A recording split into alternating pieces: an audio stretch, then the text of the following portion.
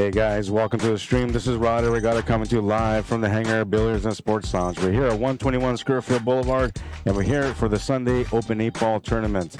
This is an A-side second round matchup between Dave STRACHAN and Gilles Chartier. Dave is up 3-0 right now, and he's at the table. Gilles is waiting for his opportunity to shoot.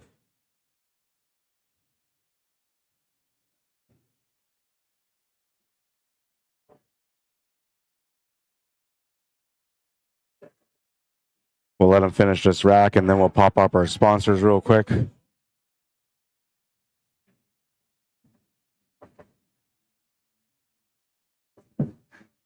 He's found the finish line anyway.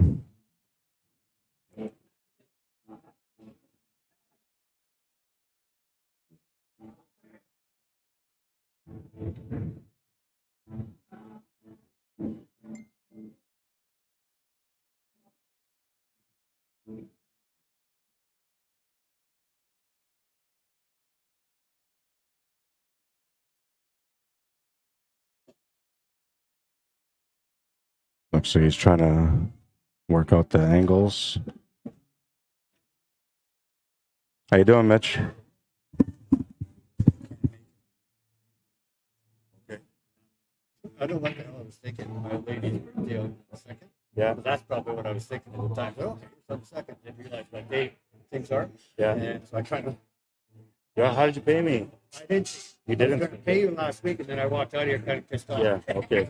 So then I'll just take you off the list. That's okay. So I was trying to get. I talked to Jason Drake, see if he wanted the spot. Yeah. And he said he's playing Laura Mullet the week before, and he said the lady won't allow it. Oh yeah. There's some people that want to play anyway, so it's no big deal. Might have a bit of a few people on my list. So yeah, and I'm okay with it. Like I set the limits at 24, so I don't like go crazy. Like these guys don't get mad at me because there's too many players and not enough tables, right? Yeah. But I'm okay if it's only 16 players. Like to me, that's a better gauge, right? But I'd rather see more players competing, of course. Well, yeah, but it takes longer, right? It takes longer, yeah. Unfortunately, I just thought I'd better fill you in on this. I wasn't thinking about it last week. I was going to pay you. I just left it. I'm out here. Yeah, that's okay. I'm glad you told me, man. So now I know. Well, yeah, no, you got a couple of weeks or whatever. I'm sure somebody's going to come. Yeah, I know. Like, there's people. Trust me, there's people that want to play. I just been telling them I got to wait. Now, what happened with yesterday's tournament, I'm trying not to let that happen no more. So, like, moving forward, I'm only going to take signups and pay and entries. Oh, yeah. Right? But guys like you that I know, say, I'll pay and I'll meet you, then I'll I know. Right? I didn't have a problem. I just spoke out of you last week, and I said I was going to pay you, and I forgot about it. Yeah, I totally forgot about it. Until you told me now, I totally forgot, because I remember last week you said, I'll come see you. Yeah, so, I totally forgot. I just walked out of, usually I'm tired at that point, so I just pack up and out the door. I probably should have paid you right away. Yeah. While I'm still, but however, so yeah, I just thought I better let you know right away in this way, But normally, like I totally forgot it was we're celebrating on Saturday. Yeah. And I can come. Yeah. But I'd either have to pack it in early, but I got to get a cake and shit like that. Oh yeah. Pick it all up. Nah, it's better to focus on what's important. Yeah. There's always going to be other tournaments. That's right. Yeah. All right. Right on, man. All right. I believe it was. I'm sounding staticky here. I believe that Dave won the last game. And why is this thing not working? Oh yeah, because I didn't pop out the chat.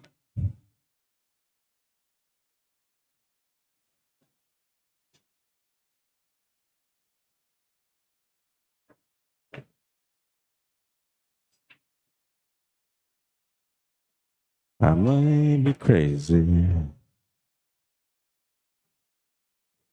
They got music going on, so I got like no talking or no sound in between words.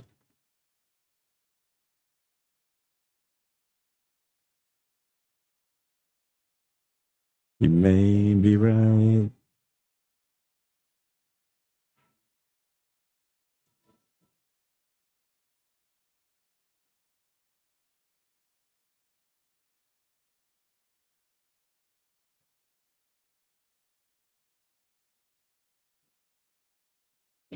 Good pace. This guy is a premier level player here in Winnipeg.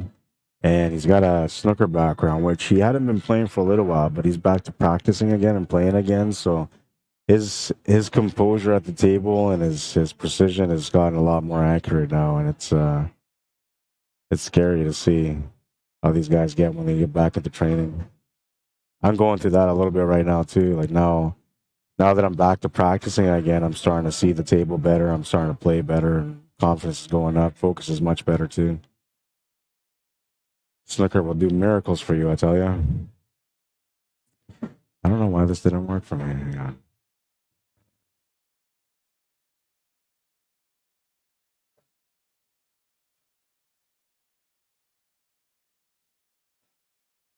It was fine yesterday. Today it's acting up on me.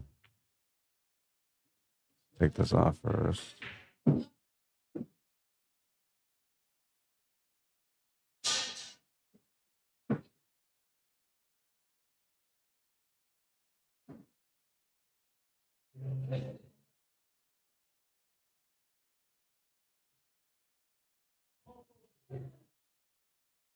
Yeah, that's good. Now I gotta get this one. I was just talking about how good he's playing. He went him this kid.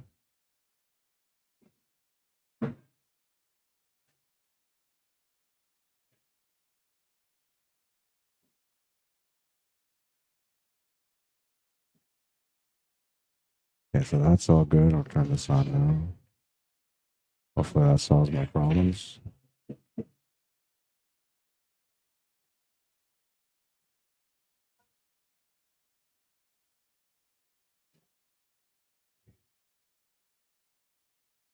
Alrighty. If I sound a little exhausted and tired, it's because I am. They changed the time last night on me. I had no idea they changed the time on me last night. Lost an hour of sleep. It happens every year to me. I don't know. I have a tough time sleeping to begin with, right? So when the time change comes in the spring, it hurts. And the fall, I love it because, it sets back an hour, right? So you get an extra hour of sleep. But man, I pay the price every spring, I tell you. I think I feel a little bit more alive this year than I do every other year at this time of year when they change the time. Oh, he's going to miss it trying to open up the 7 ball. And the worst thing about it is that he's opened up those 2 stripes that were really tied up. So he's basically just opened up the table here for his opponent to be able to get a little game or an extra game under his wing. I'm stumbling on my words too, man. All signs of me being tired. We're going to make it, though. We're going to make it.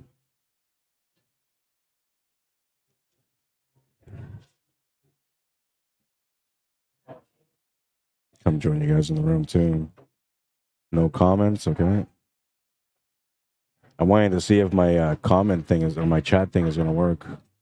But I won't know until you guys, oops, I lost that.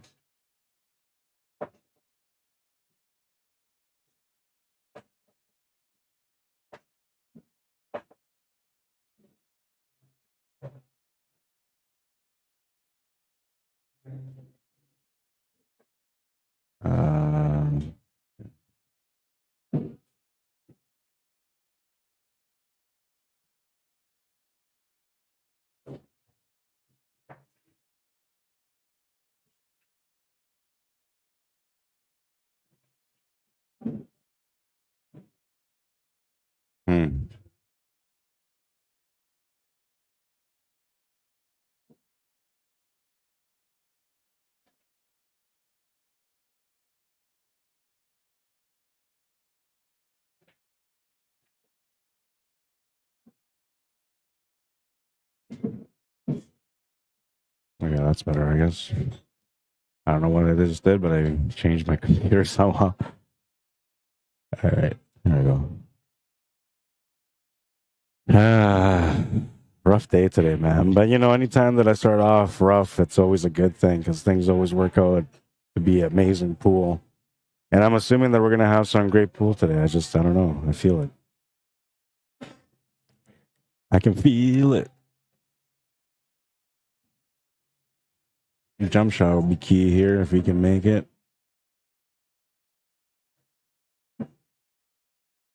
See, things like this is where you find out how a player is, if they're trained or not. Because this is something that you got to work on a lot. To be able to pop these shots, it's not a hard thing to do. That was a great shot. But to be able to make the shots after you jump, that's where all the skill is, right? And so that's the stuff that people train when they go out there to practice on the jump shots, is the accuracy on the jump. It's probably one of the hardest skills to adapt or to learn to be more consistent on. But once you understand it, it's a lot better. I don't understand it yet. I used to do a lot of jumps back in my day, but I haven't done much jumps lately, and my jumps have been struggling. So, but that's something I got to work on too. I watched this guy play last night with a thumper, and he was doing all sorts of stuff that I've been having a tough time with. So that just tells me that I'm lacking the practice.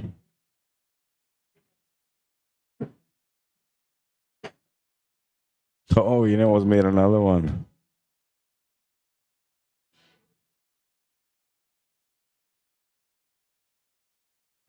This is a nice jump shot, though. He nailed it, man.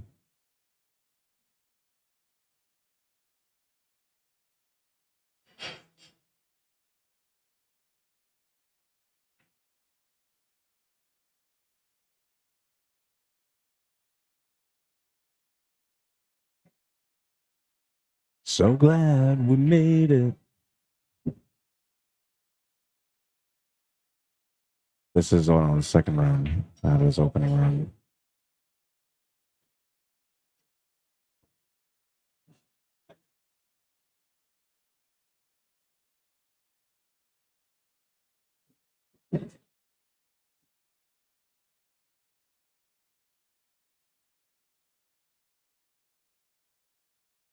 There we go. A-side second round. Winner of this one goes into the A-side quarterfinals.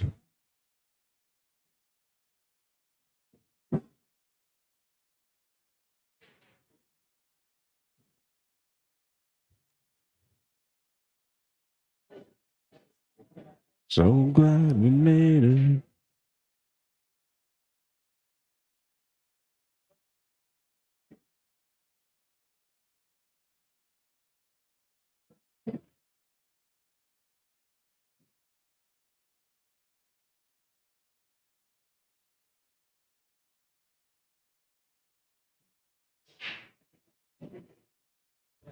All right. Playing the safety. Not bad. There is potential for something here, though. Kick shot won't be a problem, but there's a small opportunity here that he might be able to go off the side rail and kick this 8-ball into the right side middle pocket. It's a pretty tight squeeze, but I just don't know if he can swirl around the 7 enough to be able to do so. If not, he's just gonna have to settle for a hit only.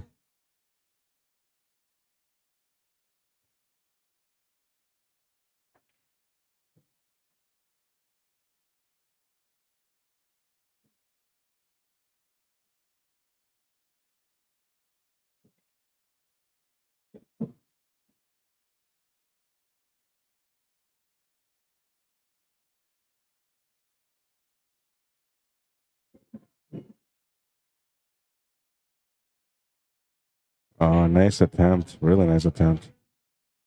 Had a little bit of body movement. Usually the translation of that is the anxiousness of the shot, because it's a tough shot and then 10 shot, and the expectation of the shot going in at the same time, all that stuff happening together, creates the body movement for the player. Things that you may not be aware of while you're shooting too, If you're aware of it, if you're really aware of it, then when you're in the moment and it's happening, you realize it. You'll stop and reset.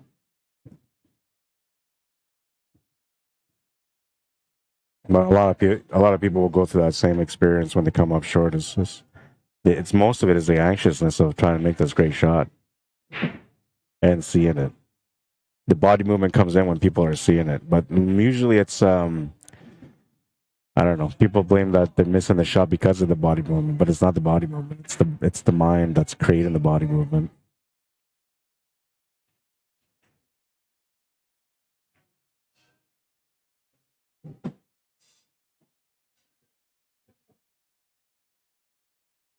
David Twig, how you doing? Says good evening, Rod from Scotland.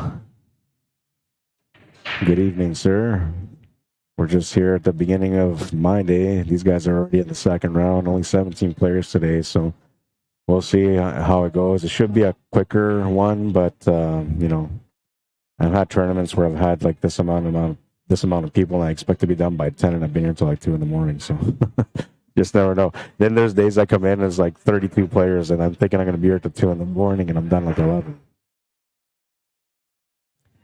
A lot of that all depends on you know, the quality of play. The players taking breaks in between racks while they're playing matches, like things like that, will slow down the tournament.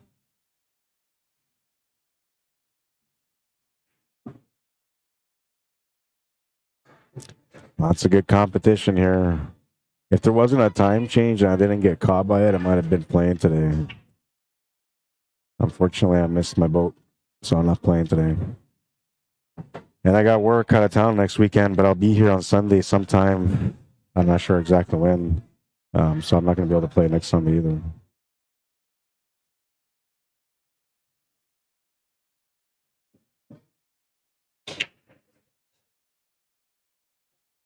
Smash and break. The 6 is going in.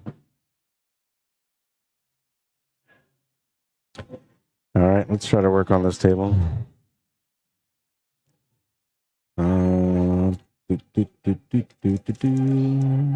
Well, I definitely like the solids better here, but the opening shot is not there, so he's going to have to take stripes. His biggest concern is going to be that 11 and then that 14 ball sitting next to the 7, which he opened up that 14 now. Good shot, but, you know, position is not that great. He doesn't really have anything to shoot at. I'm going to have to resort to playing safer. I mean, there is a couple of shots available, but they're very extreme shots. Looks like he's taking this one, top right corner. This is the most extreme shot he can take. The other one will be the combination, 10 to the 12.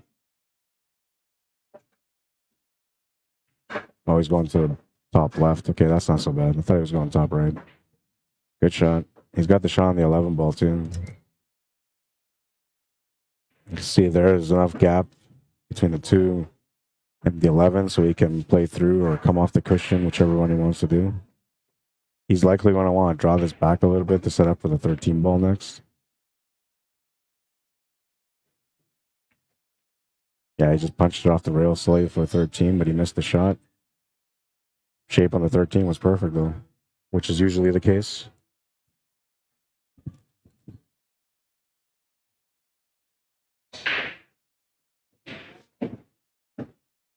I wonder if this works for both.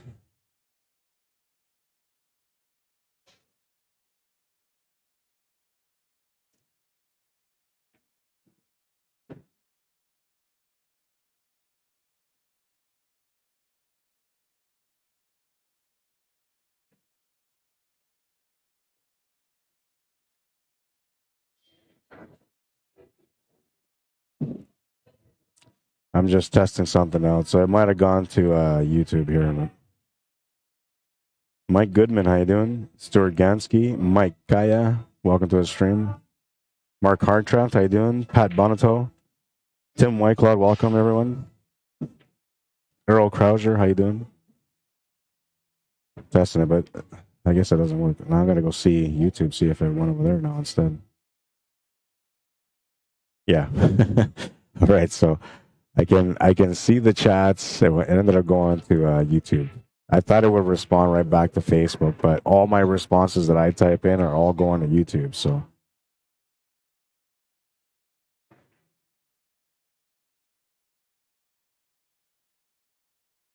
what's up, Brad? How you doing? Hello, Ron. Did you get much sleep? No, man. I'm roughed out, dude. I'm so roughed out. I feel like my old self that used to go out partying all night long and I never knew when to go to sleep. That's what I feel like. But I try to go to sleep. Time change got me, man. Time change just roughed me up today. I'll be all right though. I gotta wake up at some point, right? My voice will be a little bit deeper too because I'm tired, and it's only gonna get deeper as time goes by. So just be warned. If you hear some rumbling on the speakers, man, I'm sorry.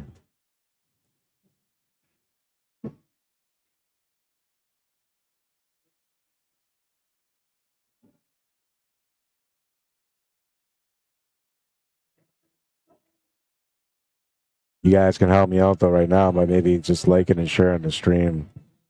I usually don't bother asking for people to like and share the stream because I feel like if people like the stream, they'll like it. And if people want to share the stream because they like it so much, they'll just share it. So I've always left it in the viewers' hands, you know, it's up to you guys, right? And but I've been told that I'm supposed to be asking for likes and shares because it's supposed to help us somehow. It helps create a better statistic for us. So I don't know. Like and share, please. I was so tired today. I got like nothing behind me, man. No energy. I'm gonna snap out of it though. I promise. Glor Curse says, "Welcome back, David." Hey, Rod. Glad you're here. Yeah, I'm making it. I'm trying. BG, how you doing, man? Says, where is this taking place? What state? Well, we're not in a state because we're here in Canada, so we go by provinces. This the province here is Manitoba. The city is Winnipeg, and we're at the Hangar, Billiards, the Sports Lounge, which is in the south end of the city. It's a nice place, you know, nice atmosphere, great tables. Usually packed here every weekend.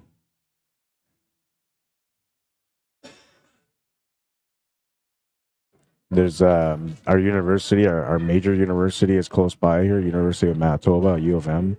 So there's a lot of students that come out and play here on the weekends and stuff too. So it gets really packed sometimes, man. They have like 20 people waiting list sometimes for a table. It doesn't always happen like that, and usually when there's a waiting list, to go through it pretty quick. But there's times where you got to get on a waiting list if you want to play here.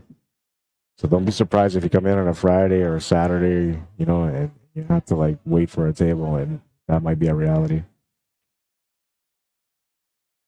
But most people that come here and play on the weekends, they're not really pool players, so they're not guys or girls that are going to come and play for like 6-7 hours, right? Most of the people that come here on the weekend, they just come in to play for an hour or two, so usually the waiting time isn't that bad.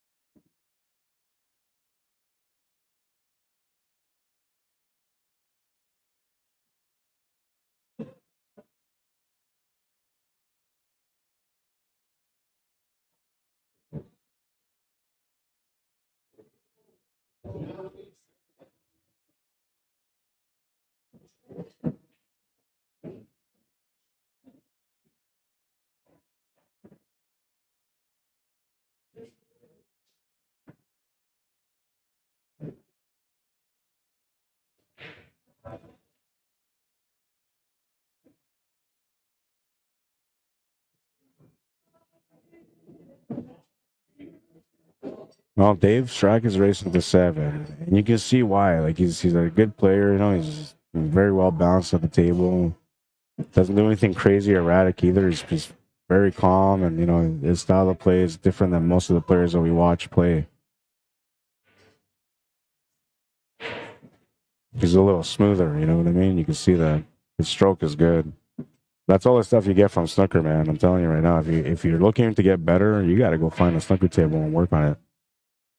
Now, you may miss a bunch of different shots at the beginning, and it might get overwhelming and maybe frustrating, especially because you're going to want to try to take on those long shots, right? Everybody does. Everybody wants to come in and act like Ronnie O'Salva and take a 12-foot shot down the rail and make it in the pocket. It's hard to do, not impossible. When you figure out how to do it, you'll make it more often. And same thing with long potting on the snooker table. You got to work on one specific long pot over and over and over again to eventually adapt it. And once you adapt it and understand them, then you'll be able to adapt to the other shots that are somewhat similar too. But it's a work in progress every time, right? And even when you found it and you figure it out, there's still, tuning up every week or once every 2 weeks. But if you want to get really good, yeah, find a snooker table, man. You'll see how your game changes. You might go through some struggles in the first year, especially if you end up falling in love with it, which most people do fall in love with snooker when they try it out for the first time. And you're going to find that you're going to go through a little bit of a rep because your game's going to change. And part of that is because There's different things about snooker. The stance is different. The grip is a little different. The stroke is different, right? So there's a lot of different things that will change in your game that you didn't know that you needed to change. And then as you're changing them, you're going to love them, but then you're going to start missing out on some of the other stuff that you used to know. So and I find that happened to me. I started playing snooker, and then I was losing everything in 8-ball and 9-ball, no matter if I was playing bar box or 9-foot. I would do much better on 9-foot, though, because I was used to playing on the snooker table. But on the bar box, I was struggling because I had too much power. My stroke was too clean, and it was making it a lot more difficult for me to be able to play the way that I knew that I could. But you keep going at it, you keep trying, and then once you master the snooker side of things, you go back to playing pool and working on pool and trying to balance that out again. It takes about a year process, but then by your second year, now you're good. Now you have an understanding of different strokes, different stance, different grip. Your aiming is way better. Your stroke is pure. You're playing totally different. I'm telling you, man, it's beautiful. Once you get out there and you commit to it, it's beautiful. BG says, I see Dave races to 7 and Gilles races to 5. I'm nearer to competitive pool. Is it standard to spot games as opposed to spotting balls?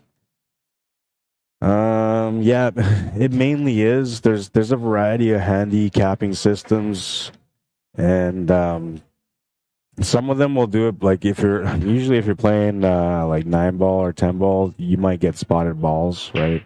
So like for 9-ball, if you're not a great player, you're kind of average and you're playing against a great player, they usually give you the orange crush, which is like the 5-ball. And then so that means if you shoot the 5, 6, 7, 8, or 9, you win the game. So that's how 9-ball or 10-ball will be set up. In 8-ball, I'm not familiar with whether or not it's balls spotted, but usually in 8-ball, it's handicapped by races, right? So and then there's varieties of handicap depending on the organization or the rules that you're going by. And then there's Fargo rate, which is a universal handicapping tool, which kind of gives you a little bit better of a understanding of the caliber of the player that's coming into play. And so, look at this shot. What a shot. This guy came out for the highlight today. He's hungry for it. That was a nice shot. We're going to look at that again. Yeah, I mean, I don't know. It's a crossover, right? It's nice. It's nice. You got to appreciate the moments. You know what I mean? I was talking to Nuber last night, and he's like feeling good about, he finished in 3rd place, won $250. He was feeling pretty good about himself. And so I said to him, yeah, man, it's the feeling that you get when you're playing good. That's what we look for when we're out there playing in tournaments. It's not so much about winning and losing or winning money or whatever, finishing in 1st and 2nd and 3rd. I mean, those things are things that we want as well. But the reality is that every player that goes out to play in a tournament just wants to play better, right? So you're looking for the best that you did that day. I mean, you might have came up short in the match. Maybe you lost on the hill, whatever, right? But for me, when I go play, I'm looking to see, did I shoot well? Did I lose because I played bad or because my opponent played better? What were some of the things that I was impressed with? Maybe my cuts were good. Maybe my banks were on point, right? But I try to find the good stuff in it, and that's what you're trying to find, right? You're trying to feed positives into your soul as a player, and the more positives you find, the more connected you become with the game. And then the more positive you think, the less that you stress over the things that are not going good, the more you try to work on them. You know what I mean? It's part of the mentality. It's part of the process. That was a great shot, says BG. Yeah, I loved it, man. That crossover bank was beauty. Blake Combs, what's up, bro? Says, I met a guy at the Legion. We played a match of 4 games yesterday. It was awesome. He even brought those tournament balls you were talking about. Oh, yeah. The Aramith tournament balls. Those are beautiful, man. I got a set of those, too. It's, I don't know, like, usually the pool halls, like some pool halls will usually go out there and buy Aramith balls for their snooker tables. Well, a lot of them just don't know, right? So they look at the price of the Aramith balls and like, oh my God, I'm not going to pay $500 for Aramith balls. So they go and buy the Vitalite. The Vitalite's like, like $199. So you're buying Vitalite for all your tables. Now, most people don't know the difference, so they just come in and shoot. But snooker players, they know. When you're playing with an Aramith ball, you know when you're playing with an Aramith. There's a big difference in it. Yeah, so I'm assuming you enjoyed it, man. It must have been fun playing with that set. Cue ball's a lot more responsive, too. You're very welcome. I'll type it in here. I'm supposed to be more interactive, man, so I'm trying.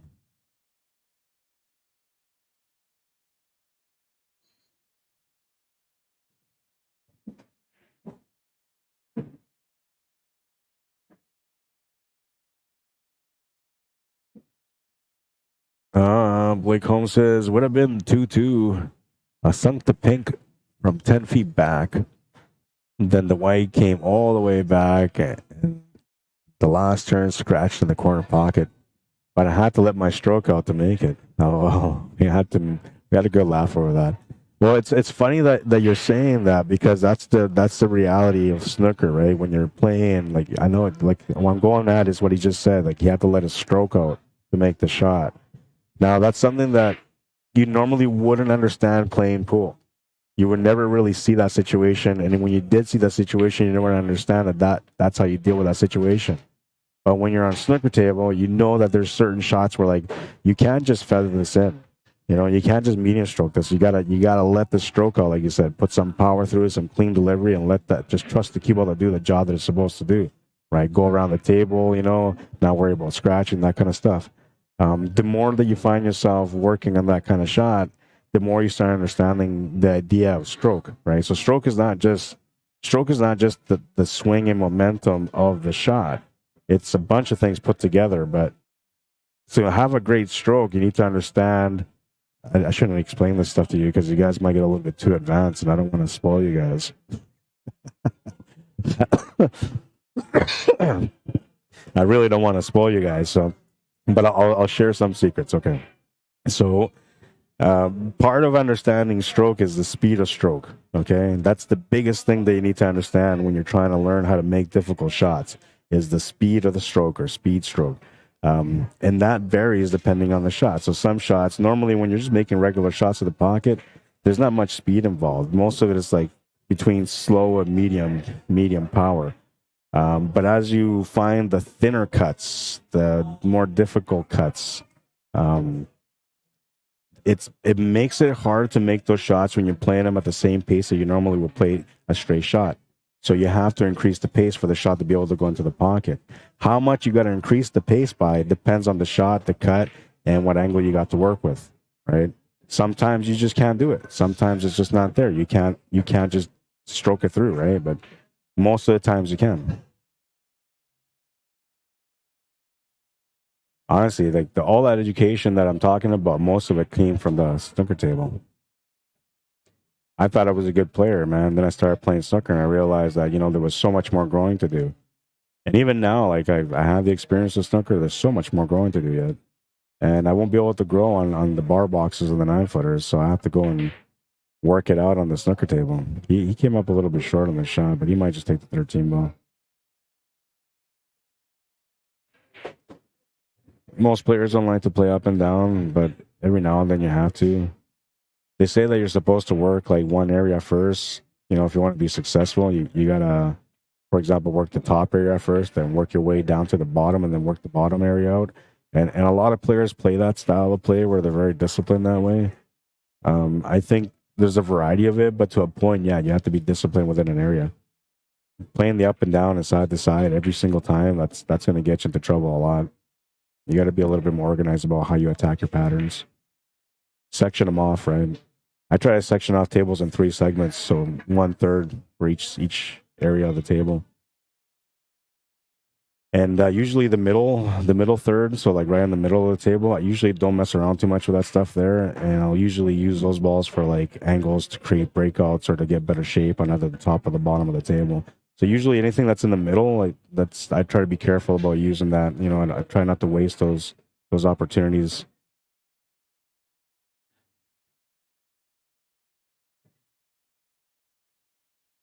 Helen Lalashoot, how you doing? Kathy Secrets, welcome to the stream. Tom Carley, what's up, man?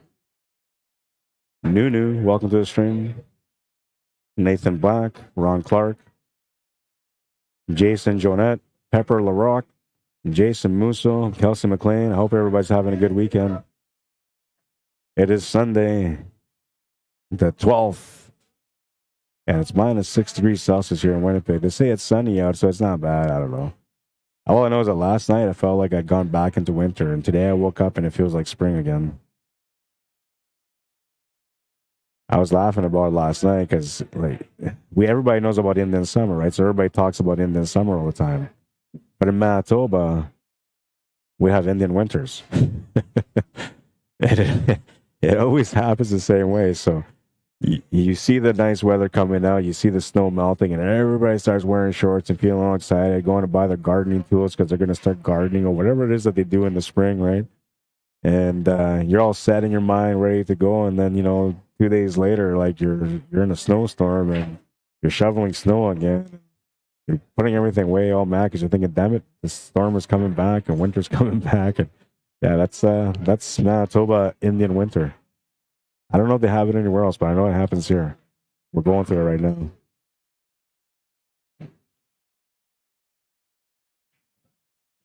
Blake Holmes says, I'm also finding after doing better and better on the snooker table, my confidence as a 7-foot is getting stronger.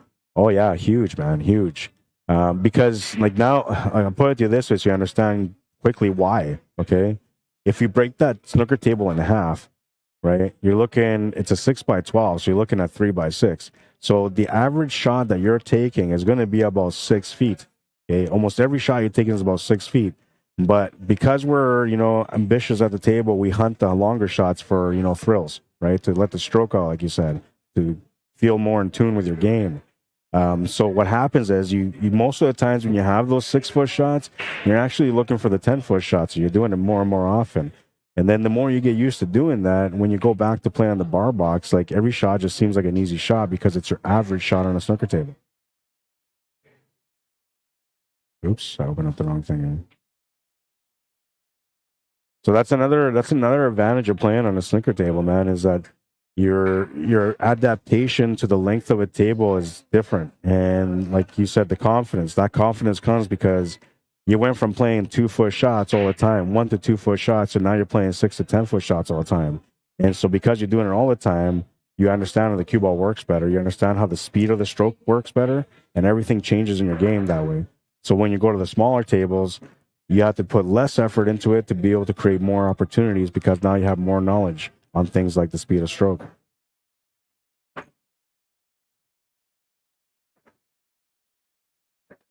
Four to 2. He's on the board again. Needs 3 more to win, and so does Dave. So we're on a race to 3 now. I think Dave is on. Or I gotta go side view to take a look. Is he on 5? Dave might be on 5. Is it 5-2?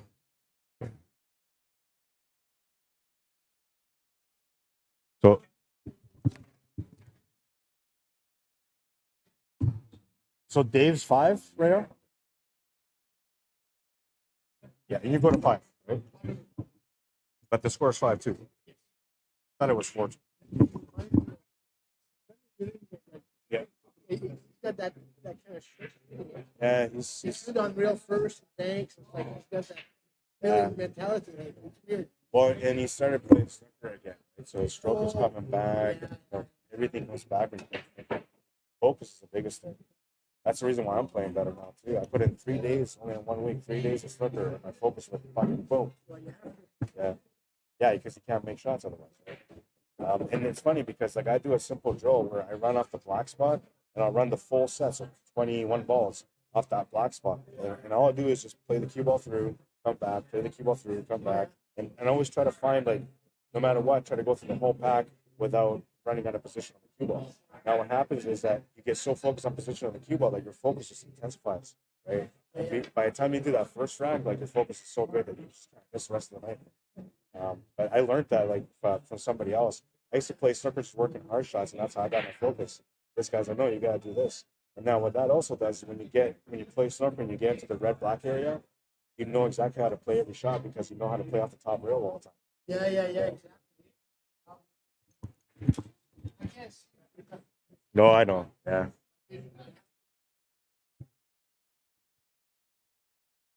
Blake Holmes says exactly right. Yeah, no, that's it, man.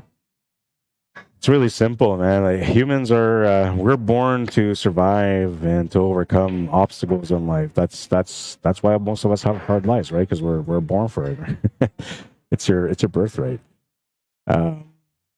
But the more you challenge yourself, whether it's in pool, snooker, or whatever it is that you love, the more you challenge yourself to become better at it, to work hard on it, to understand more about it, the better you become at it, right? It's just human nature.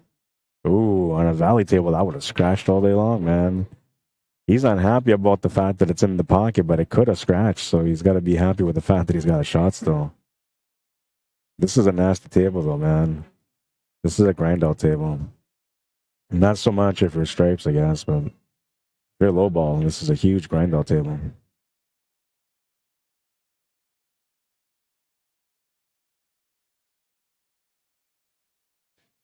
Blake Holmes says, and also having to more accurately aim down to 128th of an inch is one of the reasons I wanted to play.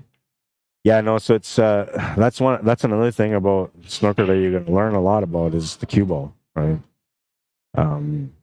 Honestly, the way I'm going to explain about this after this match. While I'm waiting for the next match, I'm going to pop up my cue ball and show you guys a little bit about what we're talking about here. Which reminds me, we got to bring this baby back because it's been out of play for a while, and I used to love using it. So we're bringing the cue ball back.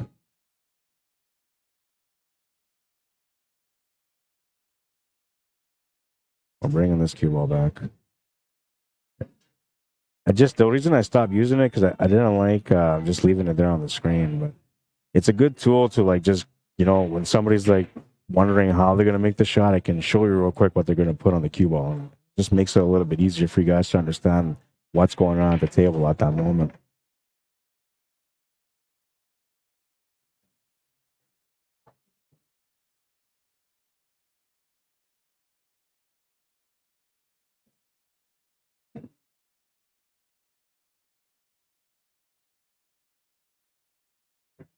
Yeah, he's in a tough spot here. Is that the 9 or is that the 1 block in that pocket in the bottom?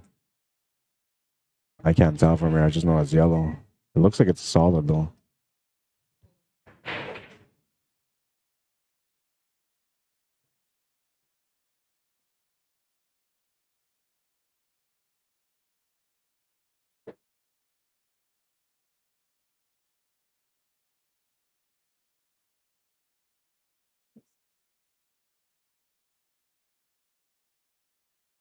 Well, that worked out okay. He didn't give away too many opportunities. Dave's probably just going to play a safety here, though. Go off the stripe and pop that 1 ball in and just leave him frozen to that stripe. Or near frozen to the stripe. Then Gilles' reply will have to be a kick shot on the 4 and 3, which will open up the 12 for him. He's got to make sure he doesn't give him a shot on the 6 ball at all, because otherwise he'll take the shot on the 6 instead. Is he trying to make it in there? I thought he would play a safety here, but it must go to the pocket. He called it, but it didn't go in. I guess that still works, though, because it took over the pocket, so now the 5 and 3 don't have a pocket. Looks like Gilles might have to deal with this 5 ball right now. He could always try to take over the pocket, too, with the 4 ball and just pot the 4 ball in the pocket, or even just call the 4 ball in the pocket and go for it. Get the cue ball to come off 2 rails back to the middle and take the shot on the 3. Worst comes to worst, you're going to block the pocket if it doesn't go in. I feel like it's a fair gamble.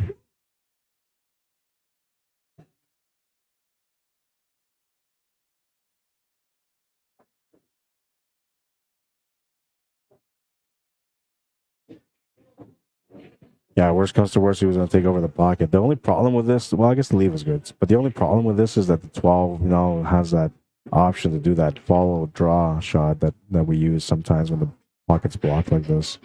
And the only reason that will work is because that 4 is so deep in the pocket that it's just the object ball, the ball will automatically follow it in. And Dave probably knows that too, so he's not too worried about it yet. He's going to deal with the top of the table first. That 12 might be the finishing ball unless he gets out of position. He almost got out of position there. I think he still has the 15, though.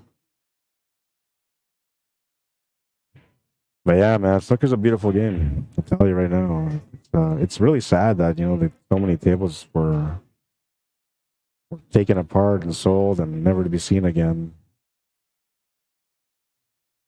But I think what happened was that maybe at the time when snooker got taken over by the 9-foot tables, people just didn't try hard enough to promote the snooker game to show them how great the game really was for people to keep playing it.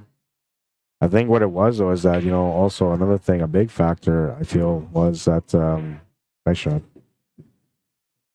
Oh, and he got around for the 12 too, so he doesn't have to do that follow through draw shot no more. He can definitely make this cut to the corner, and he's going to be able to draw between that 5 and 3 to be able to get on for the 13. So this is actually not bad. Well, at least that's the way it looks from this angle. Oh, from this angle, it doesn't look the same. So from this angle, it looks like he's got the CAD, but cue ball control is going to be out. He's going to have to try his best to try to draw into that 3 ball. And there's a good chance that that cue ball might get pushed behind that 5 after.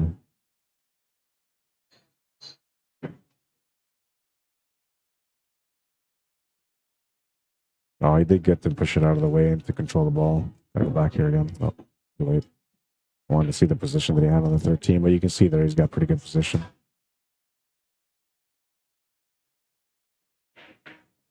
Just a smooth player, this guy, man. And I won't be surprised if he makes it to the finals here. Last time he played in the tournament, he made it to the finals. And I believe he won it or he got second, or maybe they split the camera, but I remember he was in the finals. He's on the hill, 6-2. Gilles Chartier looking for 3 games in a row now. It starts off with his break here in rack number 9. I'm starting to wake up. See, the motor skills are going. The brain is starting to work again, so we're all right. We started talking about snooker, and suddenly I woke up. My focus got better.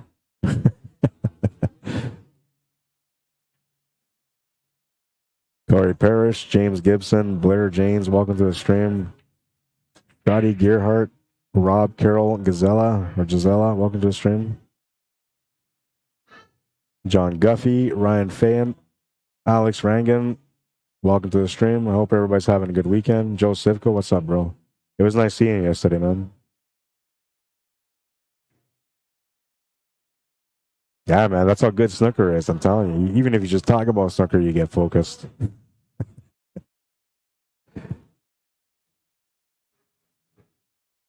But it's not, honestly, the game is not fun until you start learning how to play, man. When you start making shots on the table, like, you just get addicted. You just want to go back to doing it all the time. I'm watching this youngin play over here. Pretty impressive player.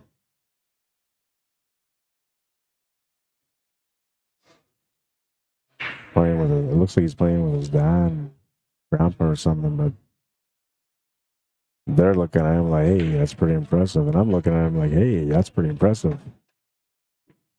Kid looks to be about maybe 12 or 13, which seems to be like the dangerous age nowadays. All these kids are at 13 years old playing pool. They're like vicious players now. 13 is like the new 25, I guess, you know. Because usually you don't see that kind of skill until players hit their mid-20s, right? But these youngins, man, they're coming up the gate swinging already.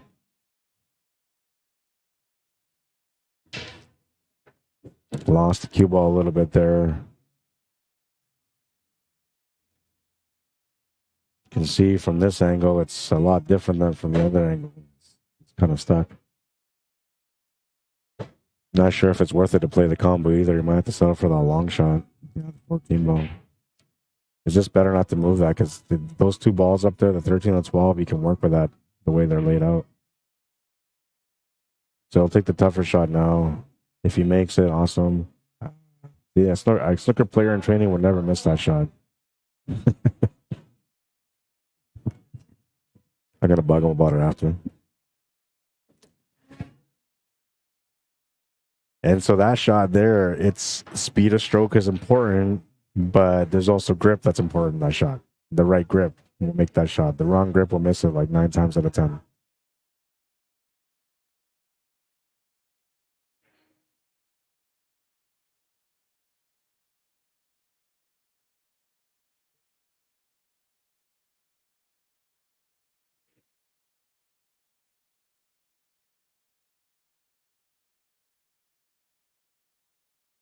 Forever, even though November rain. Love GNR. They're playing it right now. It's not the kind of November rain is not the song that I want to hear when I'm tired, but it'll get me singing, I guess. So it'll wake me up.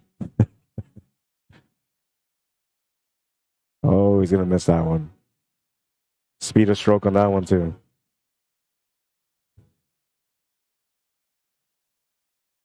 Scotty Gearhart says, "Hey, how's it going? I appreciate the recognition, making us feel welcome." Yeah, absolutely, man. I appreciate every one of you guys that comes in and watches the streams. And I remember the people that come around and watch too, man. Like I got lots of viewers that tune in specifically on Sundays to watch this tournament. But I see them all the time, and they appreciate the streams, and I appreciate them tuning in and watching it. And because of those people, including yourself, you know, the people that come in and watch and interact and like and share the stream, well, that's the reason why I try to share as much of the knowledge as I can with you guys, because it's my way of saying thank you for your support. James Gibson, how you doing? Says, hello, Rod. Good to hear. Thanks for the stream. You're very welcome, man. Is Dave beating Gilles on Gilles' birthday? Shameful. He may not even know. I didn't even know it was his birthday, man. Usually on the weekend, like I'm pretty good at keeping track of birthdays for friends and stuff every like day of the week. But when it comes to like the weekend, I don't say happy birthday to anyone because I'm usually streaming, so I'm too busy, right? And then I feel bad to like say happy birthday at 3 a.m. when I'm getting home. So usually like Monday and Tuesday, it's like the happy belated days. I try my best to say happy birthday to everyone, but that's a job on its own, man. If I had to choose like a job that requires a lot of attention, or if I had to take the job of saying happy birthday to people every day, I'd rather do the other job. It's great. Like I think there's maybe like 3 days in a year where I don't have somebody that has a birthday, but every other day there's like 10 people that have birthdays or 20 people that have birthdays, and your fingers get sore, man. Might have to start using that chat. What is it called? Chat GTP or something, or Chat GPT. I think that's what it is. Chat GPT. I'll let it do all the happy birthdays for me.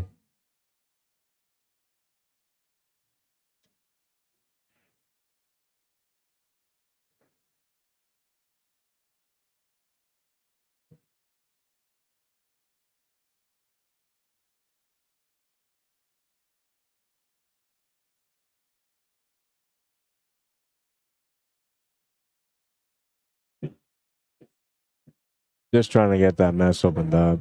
He's got a good, strong lead here. Oh wait, was that his opening shot? I don't understand what just happened there. I gotta look back again.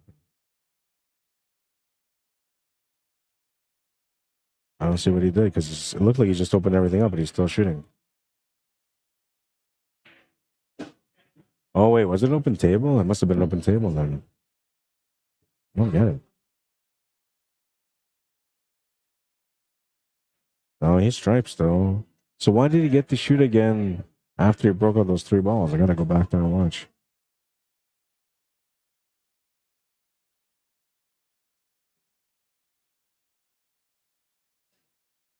Oh, I see what it was. Okay, so he back cut that 11 ball, then broke them out. Okay. I didn't see him back cutting that 11 ball. All right, so that's good. Well, he's in a jam now. Safety is key here. How do you play safe, though? You can play safe from the bottom rail and roll it into the right side. So you run and roll up next to this 13, freeze hooking him there. That would probably be the best option. He's looking to see if he's got an escape. It looks like it might go to the side, but that's weird, man. It's like playing pinball.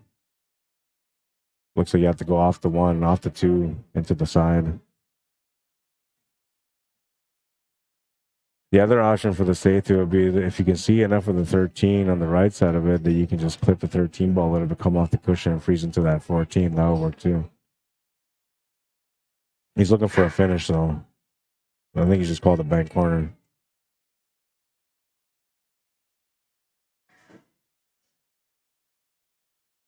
I gotta bring this cue ball over too. It's bothering me. Right there.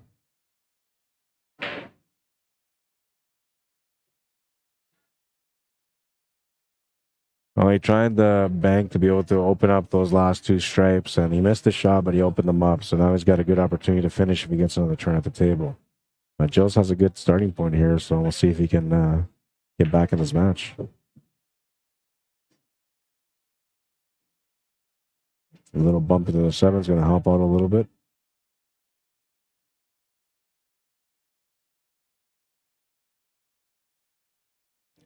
I'm gonna go say hi to Jill after this match is done. And happy birthday.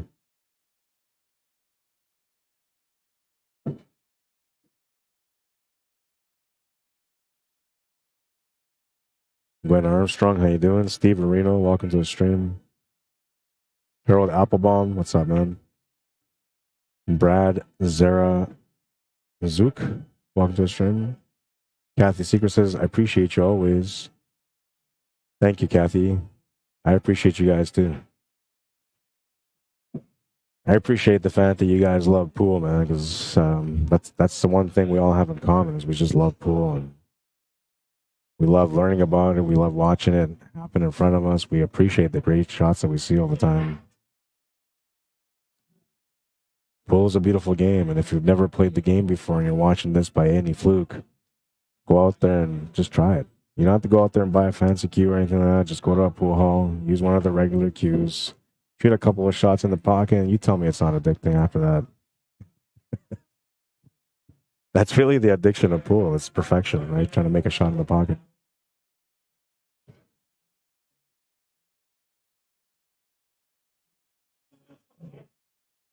Blake says, I thought maybe a perfect 3 reels in the corner. Well, good for Gilles to be able to get here in this game because, it was looking a little hard for him to be able to win that rack. All the advantages were on Dave Strachan's side. But fortunately for him, he got a good break at the right time, and he'll find himself on the scoreboard once again. Needs to win the next game here just to get on the hill to force it to the last rack.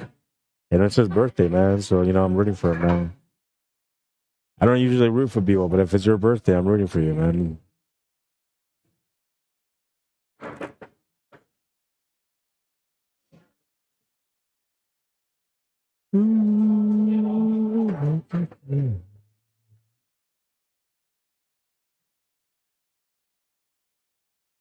So I met I'm just talking about this guy. I just watched him come in now.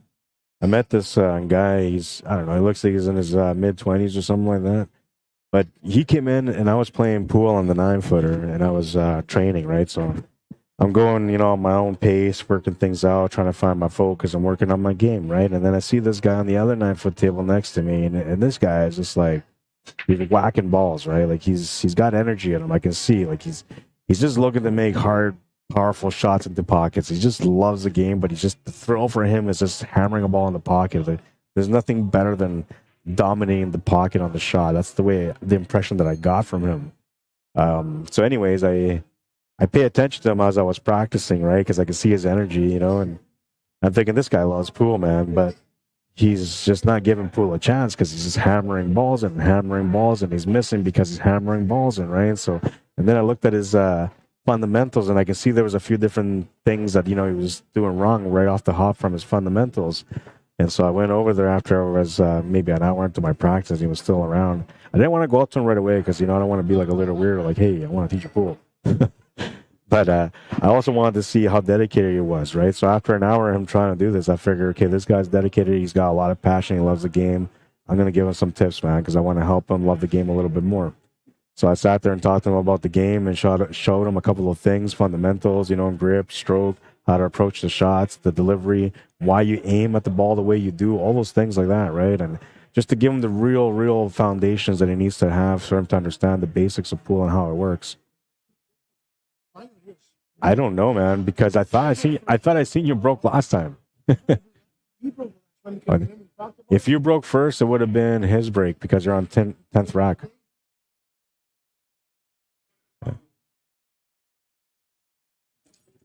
Yeah, because whoever breaks first gets all the odd racks. Whoever breaks gets all the.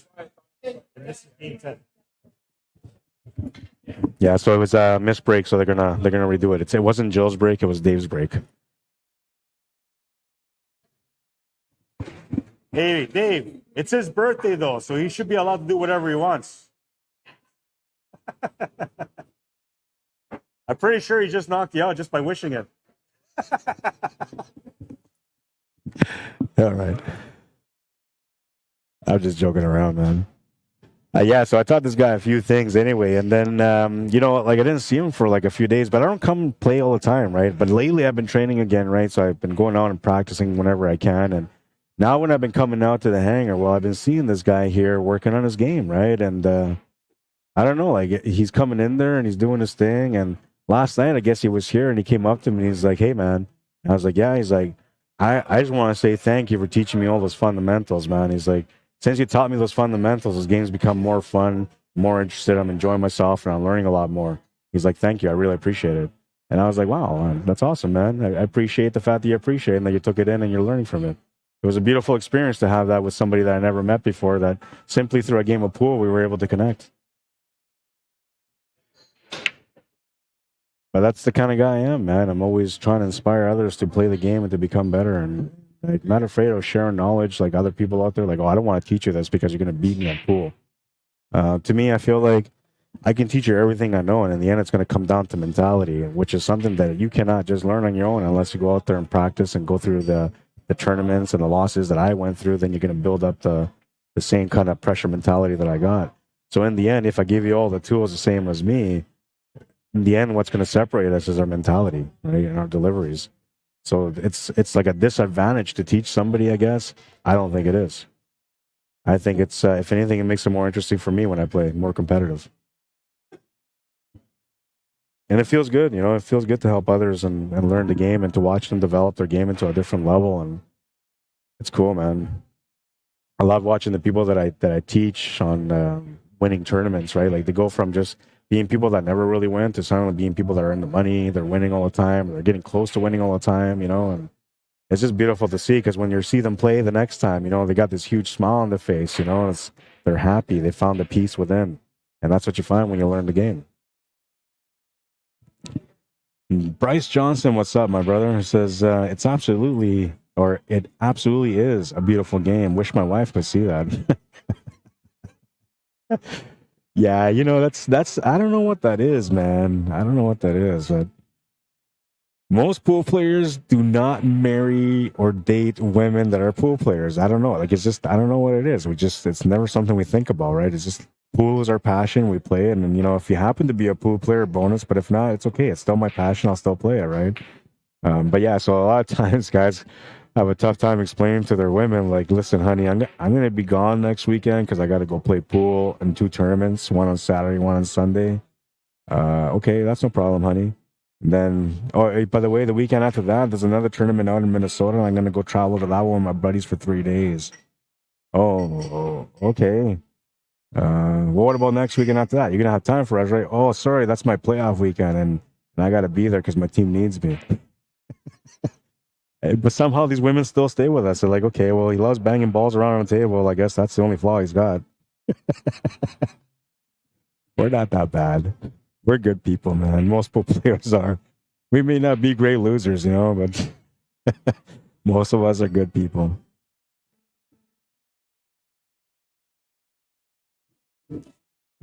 Blake Holmes says, "Awesome to hear your story." Thanks, man. Yeah, you know, it's... I read something many years ago. It was a meme, actually, and it said, aspire to, what is it? Aspire to inspire inspiration or something like that. But it basically is just saying, like, try your best to inspire others because then you're going to keep inspiring others from there, right? That's basically it. So my whole journey, man, has been me just trying to inspire others to do more in life, to be better people, to be better players. And I try to lift people when they're down. If I see people that are struggling, you know, with life, maybe they got, you know, habits or addictions, whatever may be impeding in them, you know, and I'll try to talk to them about that, try to help them out. If they come out and, you know, they just want to vent, they got some issues, you know, and they just need somebody to listen to them, I'm here for that, you know. So just try to be there for people however you can and just try to be a good human, you know. That's the biggest thing. The more good humans we got, the better the world gets, man. And this world is all right, you know. It's got a lot of nastiness, but it's all right. We can make it better.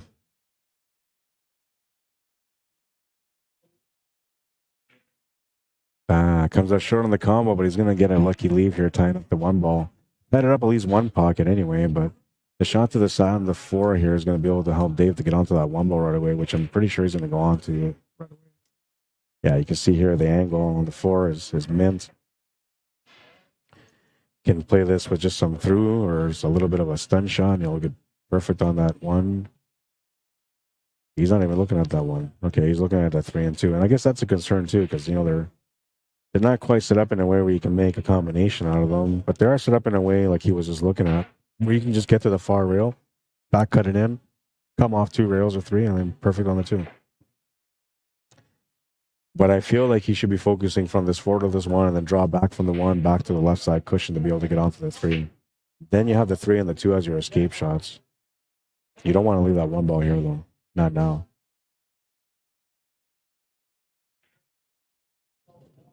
So he overplayed it there for that 3 ball. He got perfect then, he might have taken it, but... And he's not looking at this 1 ball. I'm surprised by this.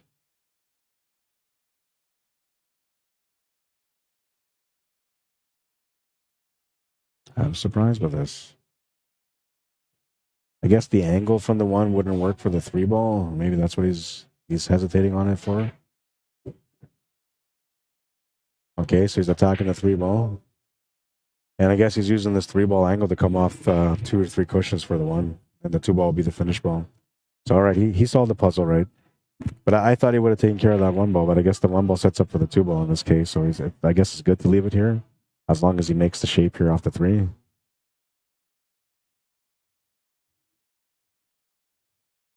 He may even just go 2-1 instead of 1-2. We'll see. So if he would have got straight on that 2 ball with a draw angle towards that 1, he might have taken the 1 first. But because he's ended up here, he's likely going to take the 1 ball now. And now he's got to take this straight up the center, up and down off 2 rails to get back to the middle here for the 2 ball. Or he can play it soft with some spin to get straight on that 2 ball somehow from there. But yeah, this is the best way, just to go up and down. It would have been better if he aimed for the middle. And the reason why is because I didn't want to end up where he is here. Like, now you're hooked. Right, so that was the worst case scenario. There was only 1 ball that could have created a problem for him, and because he didn't focus on the angle on the cue ball, he ended up going right behind it.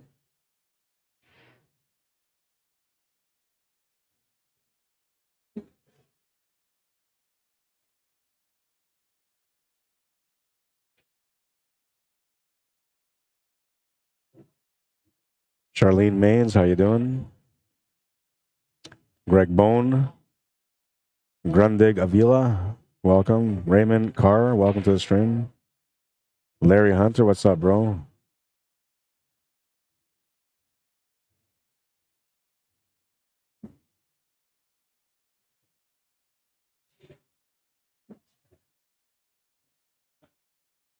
It might be something like a quarter or an eighth of a ball hook, and maybe that's why he's thinking about just kind of massing around it. But yeah, the jump shot might be better. Now, the only thing we don't like about these shots is that, you know, you always think that the jump shot's going to make the white ball come off the table, right? Depending on how much distance you put and the bounce that it gets. But this one is one of those shots where, like, the main thing you try to do is just get over that 13 ball. As long as you get over that 13 ball in a straight line with the punch that's going forward, that cue ball will just hit middle between the 2 ball and the cue ball right now, and then just hit that 2 ball in, no problem, without jumping off the table. But he's got to jump at about halfway point between this 2 and the cue ball. Like that, yeah, see? He would have been fine. He just missed the shot. So all those things you need to know, too, when you're doing jump shots, you know, it's how much distance do you require for this jump? So that way the ball will land at a good spot where it's going to follow through and make contact with the ball. And if you don't guess that right, then you'll likely just jump the ball over or come off the rail, or it'll jump and then miss the shot, right? Little things like that. I think jumps are probably the hardest thing to work on. But the more you work on it, the easier it becomes, right? Because it's more or less about technique.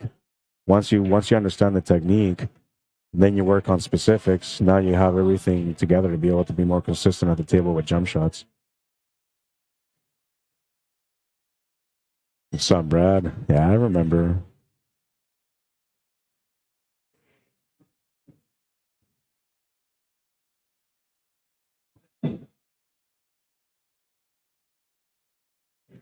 Gerard McIsaac, how you doing? Says Gerard is watching. Craig Swan, welcome to the stream. Doug Bartlett, Terrence Kershane, Henry Wentz, Kevin Umferville, welcome to the stream. Andre Mulgada, what's up, man? Welcome back. Oh, That sounded like a bunch of beer spilt and broken and a mess. Thank God it didn't happen right at the table. You can see the mess on the background there. It's like there's beer all over the floor. Hey, look at that. Gilles is on the board again. He's on the hill. 6-4. 6-4 and looking for a chance to close out the match on his break now. Is a good. Chris Mason, what's up, man? Timothy Bone, welcome to the stream. Bryce Johnson says party foul. Yeah, it's break a beer in certain neighborhoods here and you'll start a fight. I remember, like, when I was drinking back in my days, man, if somebody dropped the beer, it was like everybody felt like somebody dropped the baby. It's like, oh my God, I can't believe you just wasted that beer. Like, it was intense when somebody wasted it. Nowadays, you can break beer balls around me. I'd be like, whatever. Clean up the mess.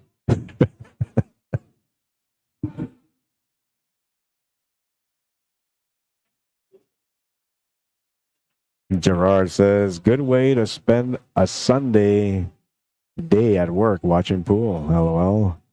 Good for you, man. Damn the man. Damn the man, I say. You can't control my life that much. I'm working for you already, man. If I want to watch pool while I'm working, that's my problem. I hear lots of people that do that. It's not so bad, though, you know. Like, I know people that they go to work and they're gaming while they're at work. They'll take like their consoles and they'll game while they're at work, and they never get fired. You know, if you're watching pool while you're working, as long as you're a good worker, I think it's okay. But I'm not your boss and I'm not paying you, so my opinion is kind of irrelevant. But you know how I am. If you love pool, man, I support you.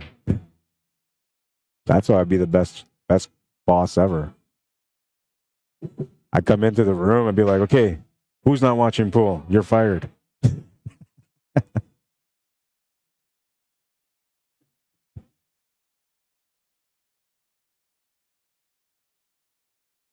Oh, he's trying to work it out. He's at the finish line almost.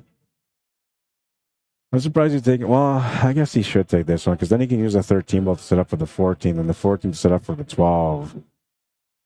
He's got to figure out this 9 ball, though. He's going to set up for the 14 instead. Interesting. See, that's what I mean. Like, players just play the game differently according to what they feel comfortable with. There's no, like, specific right pattern, though sometimes the patterns are very specific, right? And most of us would play some of those patterns the same way, but for the most part, like, the choices that the player makes at the table is what's going to change whether or not they end up running the table or if they come up short. And I think where you see more like consistency when it comes to patterns is at the pro level, because most of the pros kind of pick the same shots. And the only reason they do that is because most of them understand all the shots that are available. Right? That was supposed to be shade for that 9. It's come up a little bit funny on it, so you may not be able to take it. And I'm not sure if taking this 12 is going to help him get back for that 9. Though it looks like you might be able to just draw straight back. And if that's the case, he'd be all right, especially if he's a snooker player with a good stroke.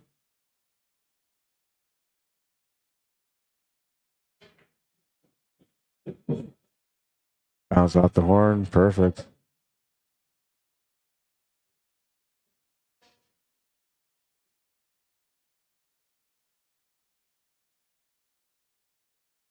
Everybody's bugging the girl because she's walking around with booze again. Like, hey, be careful. Don't drop anything.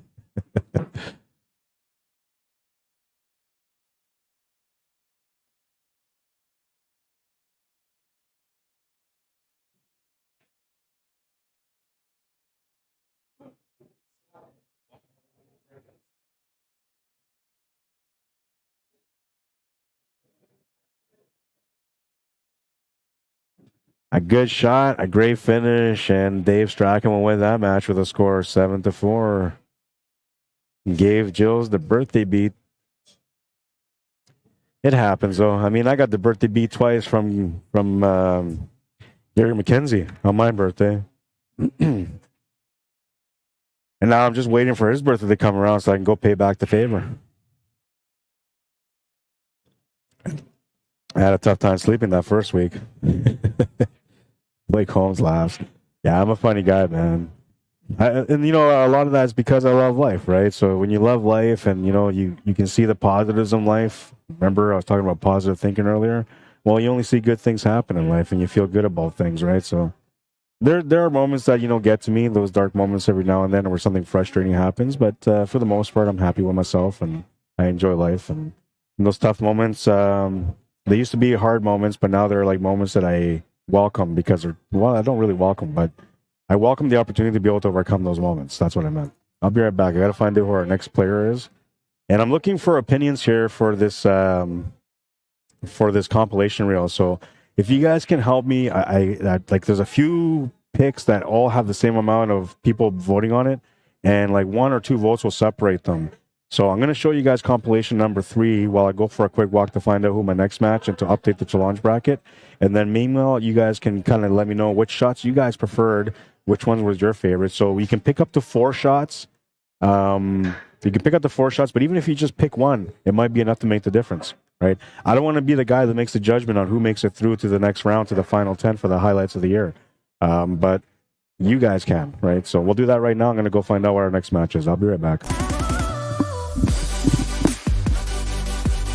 Maybe if you're born here, you're automatically born with extra hooks. Could be. What a shot!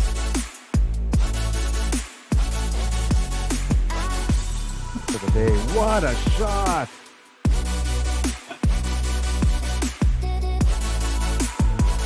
Look at that shot.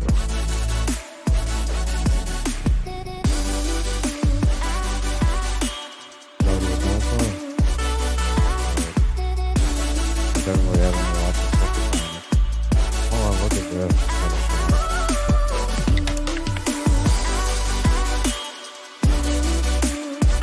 Oh, what a shot it was. Let's have to go for a quick shot here. Oh, and look at that shot. Oh, wow.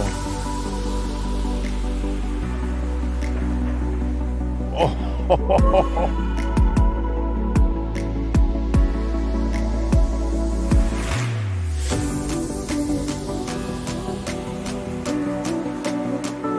the shot. What a shot.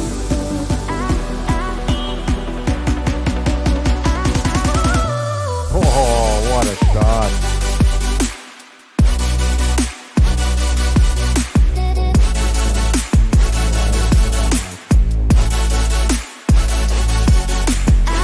Oh, what a shot. Get in there. What a shot. Look at this shot.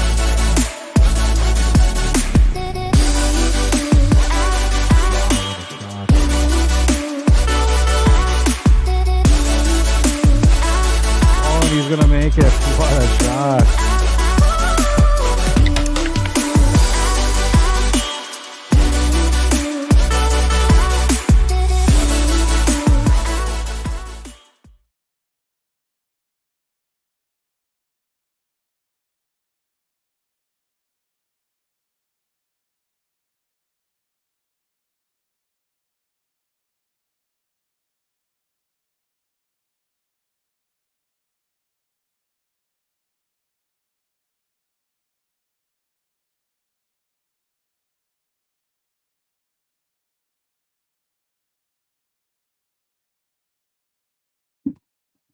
All right.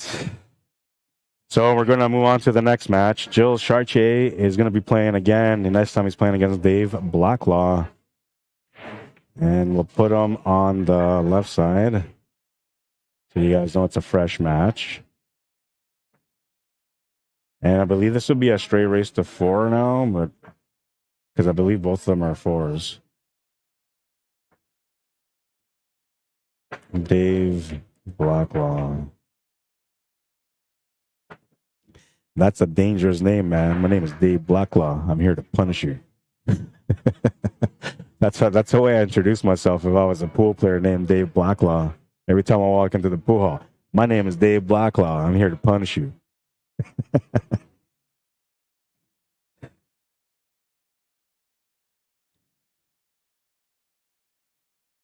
None of those shots are as good as yesterday's shot by Andrew Maines. Yeah, that was a good shot. I'll show you guys that shot right now before, because we might get a highlight of the day here today, which will replace this one from yesterday. But here's the highlight of the day from yesterday. This is from Andrew Maines. He made first of all, he made a kick shot on the 9-ball. He got hooked on the 9-ball. So he had to do a long rail kick shot on the 9-ball to kick it on the side pocket.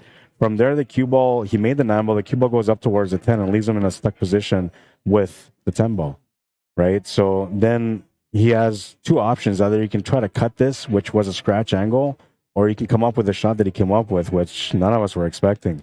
Here's the highlight of the day from yesterday. What a gross shot, man. If that's not going to be the highlight of the year this year, for 2023, I'm not sure what's going to be the highlight of the year, because I'm not sure I'm going to see anything better than that. It was a beautiful, beautiful, beautiful shot. And I'm glad that I was able to capture it on the stream. It's just beautiful, man. Kathy says 44, 41, 37. Can't really decide. That's okay. You gave me three numbers. That's good. Even if you just pick one, I was okay with that. I just want to separate the distance between these, because there's like 4 shots that are kind of tied up right now in reel number 3. So I need to break those apart somehow and come down with 2. Not sure the number, but the only jump bank butt kick to the corner had more than one element to it. Wow. Trying to think. That was jump, bank, butt kick to the corner had more than one element to it. Wow. So they're all numbered, right? So they're all numbered right next. I'm thinking you're talking about Randy Baggett's shot. It was like, wow, like that was a off the rail kick shot combo split. It was a beautiful shot, man. It didn't look very beautiful though, and a lot of people are like, oh, it was wired. Like, okay, well maybe it was wired, but the guy had to recognize that it was there, and he still had to make it. You know.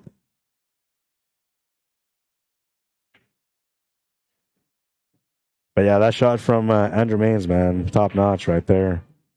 Hector Collazo, bienvenido, welcome. Dennis Brzezinski, welcome to the stream. Arthur Joas, welcome to the stream. Rebecca Lepak, welcome to the stream. Mr. Don Beal, welcome to the stream. I gotta take care of one more thing. Oh yeah, and I was trying to do the update on the score. Oops. There we go. Scoreboard's been updated. I get sidetracked now when I'm tired. Oh, look at that. Dave Blacklaw opening up with a runout. Nobody's trying to be nice to this guy, man. Everybody knows it's his birthday, but they're all trying to punish him. And the double bank. Oh, yeah, that double bank from... okay. So those are the specific shots. Okay. The jump, bank, butt kick to the corner. Jump, bank, but I don't know which one that is. But the double bank, that's an easy one. That was Johnny Baptiste, and that was a beautiful one. Beautiful double bank. All right, moving into rack number 2. Gilles Chartier to break. Trailing by 1. It's a race to 4. Trying to make things happen on this one. I'll be back.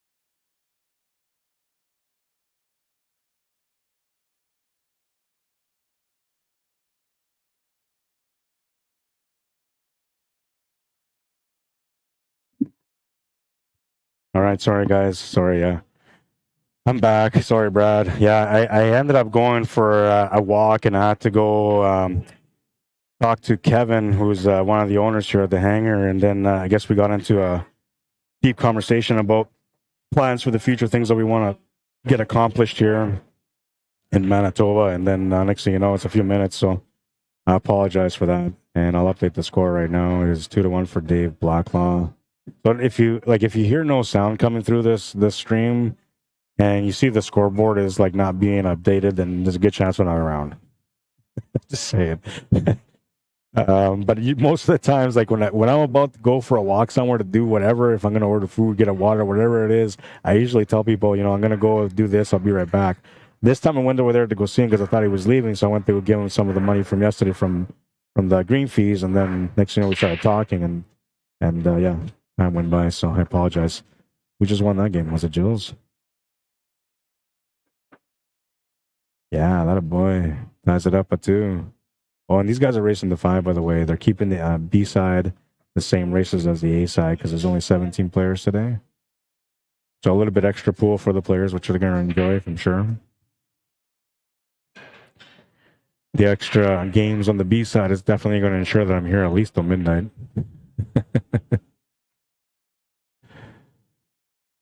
I got to go back and check out some of the comments because I missed a bunch of them. Yeah, double bank. Your sound. Oh, Mark says your sound is in and out, mostly out. Yeah. Well, you know what? They're not playing music right now, so let's just fix that. Oh, they're playing music now. Jesus. I'm still gonna. I don't know. Maybe when I walk away, I'll kill the noise. But while I'm here talking, it shouldn't be that big of a deal. It's not super loud. So yeah, now you're gonna hear consistent sound and no in and outs like you were talking about. Costa Sendejas, ¿cómo estás? Hello. How you doing, man? Blake Holmes says, when the opportunity comes, I'd like to see those shots again to make sure I get the number right. Hard to describe the shot I saw. A tongue twister. I don't know if it was, I'm trying to think all the shots that were there. It's hard to remember all the shots that were there. But I'm thinking that you're thinking about Randy's shot, which would have been like number 40. I think it was shot number 40. I'm trying to go off my memory here. It's tough to remember all the shots in the order that they were in. Mr. Brad says, did Rod go for a break or did we lose the sound? Yeah, no, I was gone, man. My bad. Well, then he says, no need to say sorry. You're working to better the great game, so no worries. Great job as always, bud. Thanks, man. Yeah, I do my best, And so once again, I brought the stupid cue ball out, and it's like I'm not using it, right? I'm going to put it away for now. But as we get a little bit further into the night, into the tournament, I'm going to bring out that cue ball, and we're going to show you guys a little bit more details on what the players are playing on the certain shots. Not every shot, but just on certain shots. Right? Shots where you need to learn. Great pace on that one. Needs a little bit of angle. He's going to get it.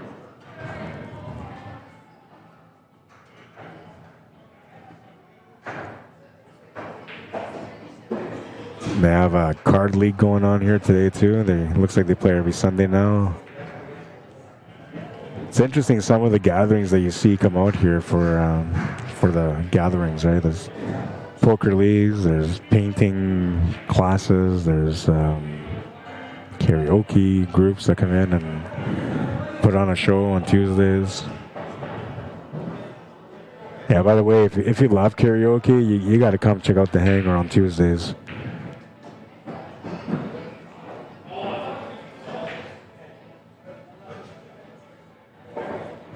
I don't know the lady's name, but I think her name was Tammy. I just don't remember her last name. But yeah, she's really good at it. Brad says, you put me in a trance as I was staring at the cue ball. Yeah, I got some hypnotic skills, man.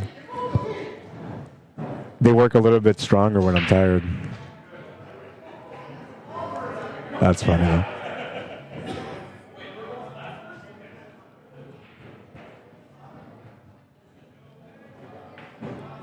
Oh, he's going to miss that one. A little bit of body movement, the anxiousness, anticipation of the shot, all that stuff comes into play when people have body movement like that.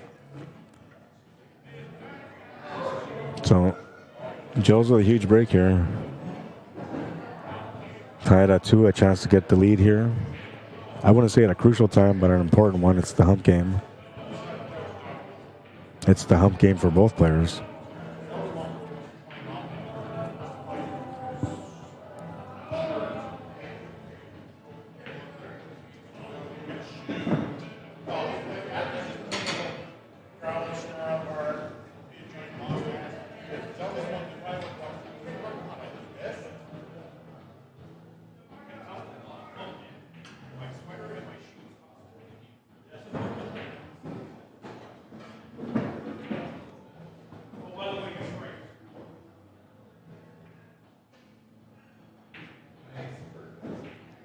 Tough situation to be in here, you know. You kind of feel like you're in a do or die.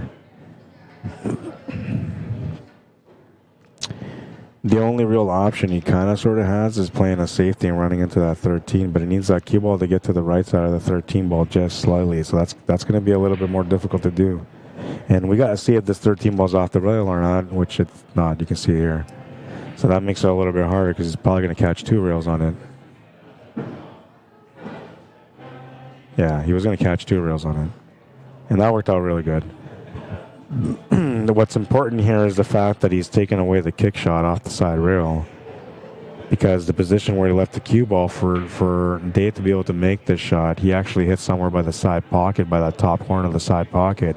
And then he would have to go from there towards where that 9 ball is. So he doesn't really have this kick shot. All he can really do is try to figure out a 2 rail kick shot from the bottom rail, the left rail, and back up to the top right corner. And that's going to be pretty tough to do, too.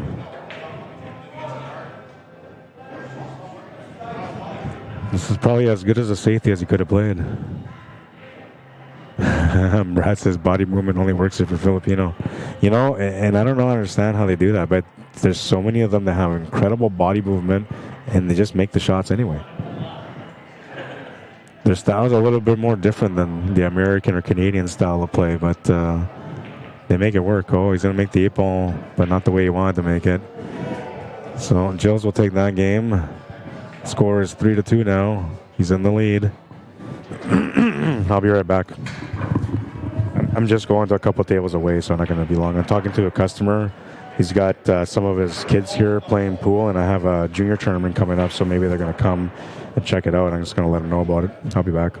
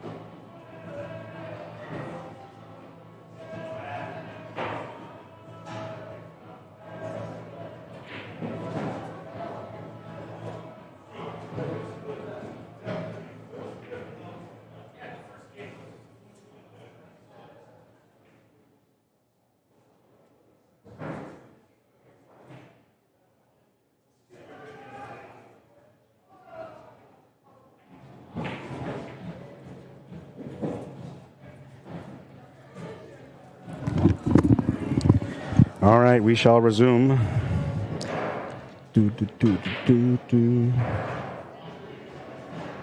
Let's see. Brad says, watching Federer playing against Pagulayan is watching polar opposites when it comes to body movement. Yeah, and Pagulayan has that. You know, he's very notorious for his body movement. And, you know, like sometimes when he misses, he comes out short is because of that, right?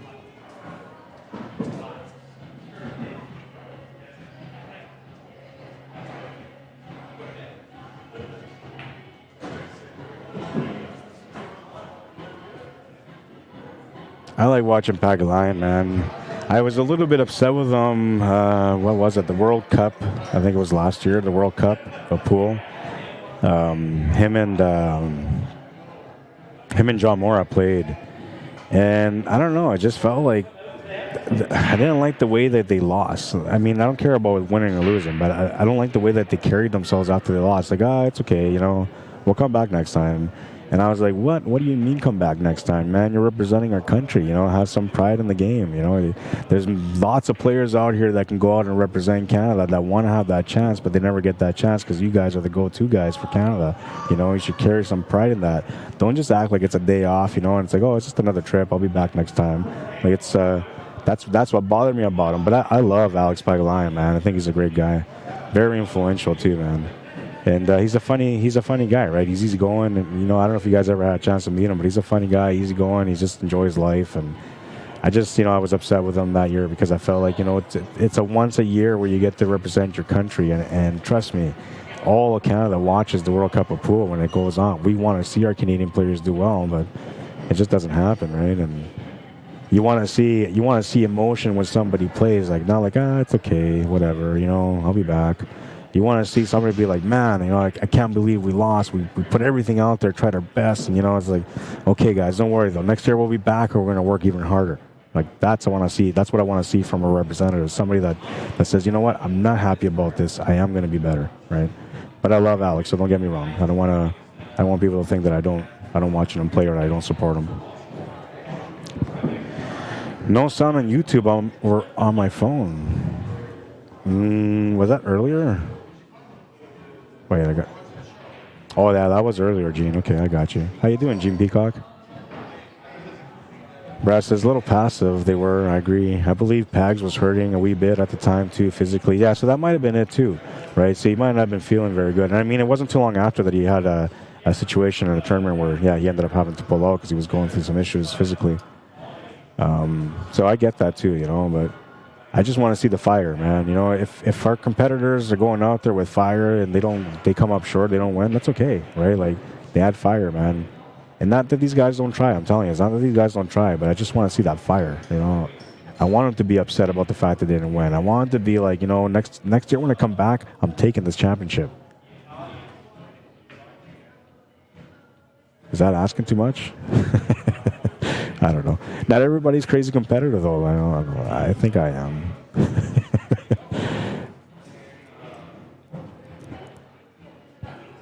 He's doing lots of cool stuff nowadays, too, Pagulayan, man. He's creating channels, trying to teach people some of his knowledge, which is cool, I actually appreciate these top players spending the time with players and trying to show them, quality play.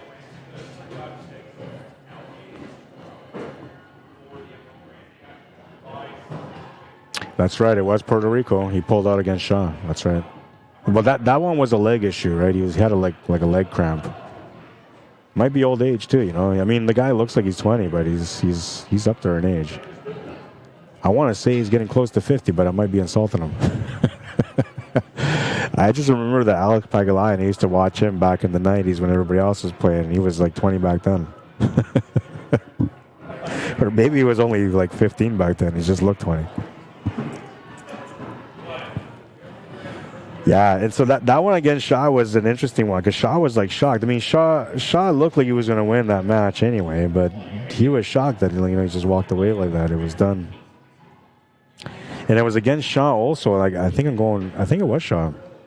That World 9-Ball Championship when Pagulayan played against Shaw, had the 9-ball for the win and he missed it, and it was like a straight-in one too. It wasn't too hard, man, and he missed it. Shaw was shocked on that one also. Weird things happen to Jason Shaw when he's playing pool, But he's, I don't know. He's a cool dude, too. In your opinion, who is the biggest star at the table nowadays? Who is the biggest player at the tables? Who's the one that you feel like is, like, in the scene all the time? That's always up there making money? I want to say, like, for me, my opinion that the best player at this moment, it stands between Fedor Gorst and Francisco Sanchez Ruiz, which you can't really tell who's the better player because you know, they both play well. It just depends on the day and how they're feeling on that day. But I think if those two had a long race, like say a race to 50, then you would be able to see who the better player was. I wonder if Matchroom will ever set something up like that, or Predator will do something like that.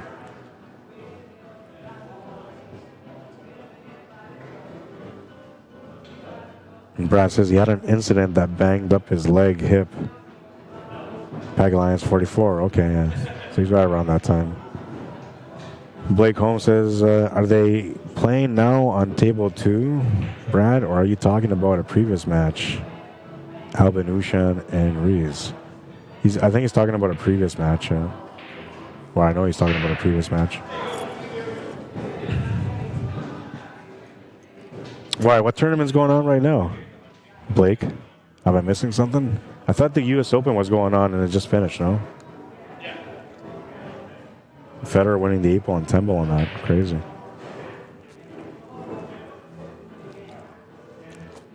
But yeah, Federer to me is like the guy right now. He's absolutely the guy.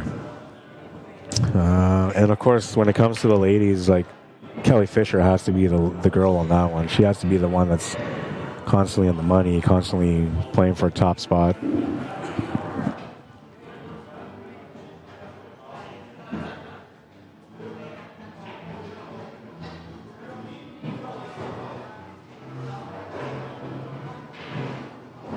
Oh, Premier League pool, 16-player round robin. That's right. I forgot about the Premier League. Didn't they just start that last year? I want to say they started. Maybe it's been around longer, but I remember watching it last year. It's all right. It's all right. They have a process that works. Into the second stage, down to 10 players now. Who's all left?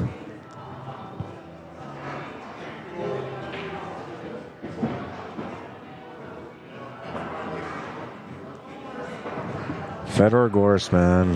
Yeah, that guy's cool.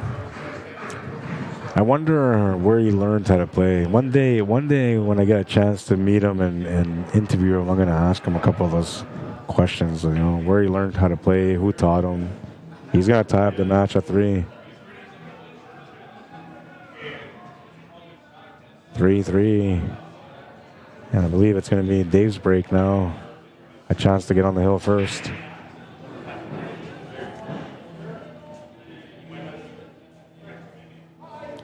Hi, Louise. Watching the birthday boy. Lance Wortham, how you doing? Robert Page, welcome to the stream. Mike DeSalis, what's up, man? Mr. Bruce Jensen, how you doing? Jamie Lechuga, welcome to the stream. Do you know Lechuga means lettuce in Spanish? You might know that. There's your Spanish word of the day, Lechuga. Len Peters, welcome. Orlando Morales, what's up, man? Jeff Seifert, welcome to the stream. All right, we're moving into rack number 7 now. Dave Blockclaw to break. It's a race to 5, so only 2 games for each player to win the match. Just a race to 2 on the table. Great pop up there. He drops the 4 in the corner. We'll have an opening shot for solids and stripes. He'll have to make a decision which one he wants to take. I like the stripes right off the hop, man. But I think if I'm taking the stripes, I'm starting off with this ball that's right next to it, of course, the 10 ball. From there, I'm going to try to get that cue ball over to where that 7 is so I can deal with that 15 ball next. Or maybe the 15, then play shape for the 15, or play for the 13, then play shape for the 15 after that, and then come back down and deal with the last 4 stripes. We'll see what he does, though. I mean, the solids don't look that bad either. Yeah. This shot will take him down for the 2 ball and the 1, which will help him. Gotta watch the scratch, though. Ooh. Is he horn hooked? No, he's all right. At the very least, he's got the 2 ball anyway. But now he's got if he doesn't have the 1, he's got the 2, he's going to have a problem. But if he's got the 1, he's okay. He's aiming for the 1, so he must be okay. I think he was just trying to create a better angle there for the 2 ball. He's ended up in a bad spot, man.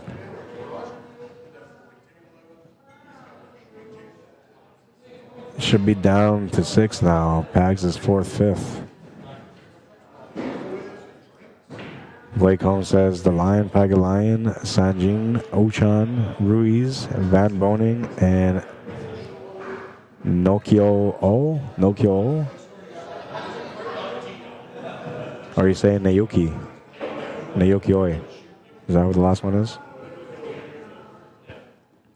Naoki Oi has been on the up and up too, man. The last 2 years, he's been improving his game a lot. I mean, his English was one of the things he was working on, and his interviews were always funny and interesting, you know. But what I'm more interested in is not so much that, but it's how the player develops and how they play. And I feel like over time, he's developed a really solid game, and he's getting more competitive at the table. His time is coming, man. He's going to get a championship soon. Oh, wasn't he okay? He's a cool dude too, man. I don't know if you ever got a chance to meet him. He was out there in Red Deer, but yeah, he's a cool dude.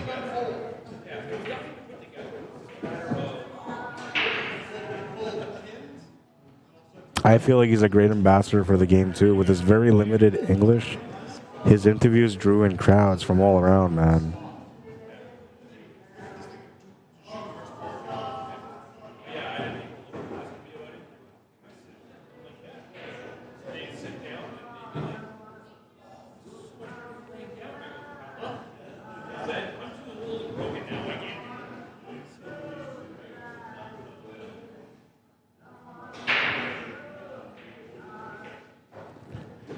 Yeah, 15 ball is a ball you had to deal with because it had limited pockets, mainly just the one in the top right corner. Now that he's taken that out of the way, he can start working the table. And basically, once he makes the shot to the side pocket, he'll be able to come down and deal with that 9, and then that's going to open up the pocket for the 11 and the 12 as well. He might get tempted to take that 10 ball to the corner, which is not a bad choice, you know. I don't think the 13 harms you if you leave it there, or if you take it, it makes no difference. The 10 ball is a tougher shot, but if you make the 10 ball, you can punch the cue ball through and then set up for the 13, come back down for the last 4 stripes, or even just come off that 10 ball across for the last 4 stripes at the bottom and then finish off with the 13. He's trying to sort it out right now, trying to work it out.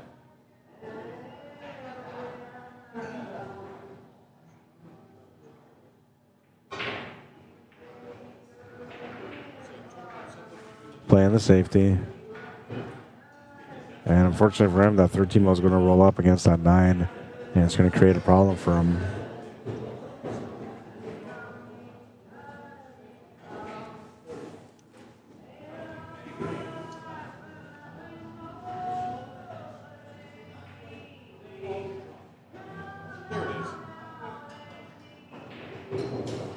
The shot is makeable.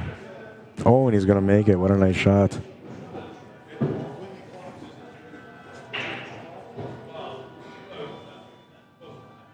Gets perfect position on the 7. He's got the triangle to run into the 8 for the 6. He can just get through it too if he doesn't want to run into the 8 ball.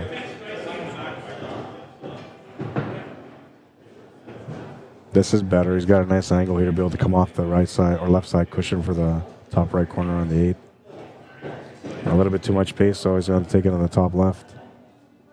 This is a little bit harder of a shot than I would have planned for, and I'm sure it's a little bit tougher for him than he was expecting. And this is, remember I was talking about this, I think it was yesterday I was talking about this a little bit, about when a player ends up getting out of position and they get a shot that they weren't counting on, that they weren't thinking about. They usually just go down and shoot the shot anyway because they feel like, you know what, I'm going to make it, I can make it, so it's no big deal, I'll just make it, right? And then almost like 9 times out of 10, you're going to do the same thing, you're going to come up short. And a lot of times the reason why that happens is because our bodies, we're meant to be survivors, right? So our bodies go into shock under certain circumstances. When you're playing pool, your body goes into a small shock every time that you come out of position. You end up with something different. And so you need to take the time to be able to work on that, to be able to settle yourself down, to be able to say, okay, I got to reset, take a walk around the table, chalk your cue, reset, now I'm going to make the shot. A lot of players don't do that. They'll just go down and shoot the shot anyway because they feel like, well, I can make it anyway, so no big deal. But while they're shooting that shot, the whole time in the back of their mind, they're thinking, I can't believe I had to play the shot, right? And then that's why they miss. The reset, I'm telling you, it's important.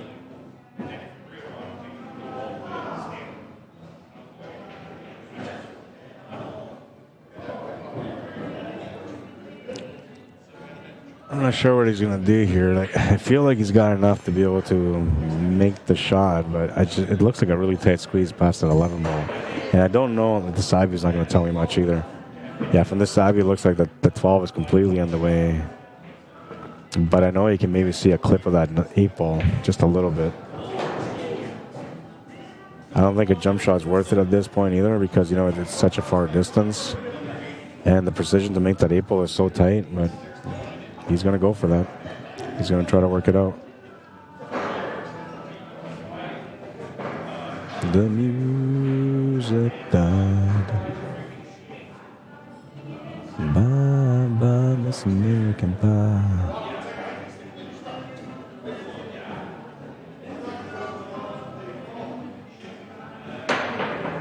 Well, he made the hit. He avoided the scratch in the one pocket, but he's going to scratch in the other.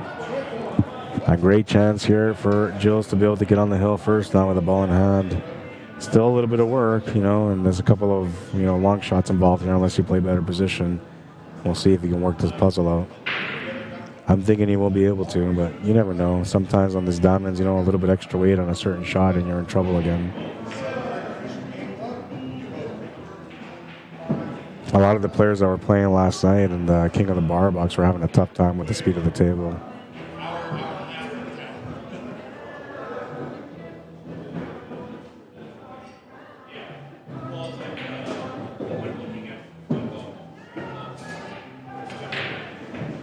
That was a great shot there because he got himself up to the 11 ball, which was going to be mainly one of the only problem balls, I thought, in the whole puzzle, right? And I mean, it's right by the pocket, but I just didn't like the fact that it might end up being a long shot. But now he's taken that out of the way. He's got the position here to be able to shoot the 12 or the 10. And he's got angle here to be able to come back for the 14. I was going to say the 4 ball, the 14.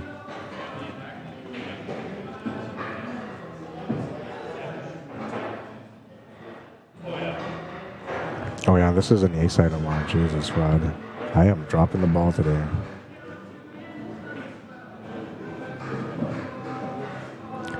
This is B-side, second round.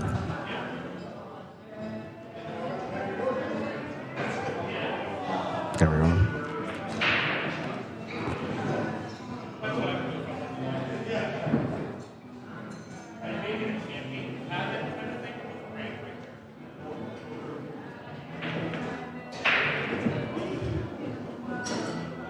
Oh, that was one of those tighten your ass cheeks moments, you know, when you're going to that side pocket and you're like, oh my God, I'm going to scratch, and then you hit the horn, you're like, ooh, thank God. Oh, and he plays with that side pocket again. Risky, that guy, risky.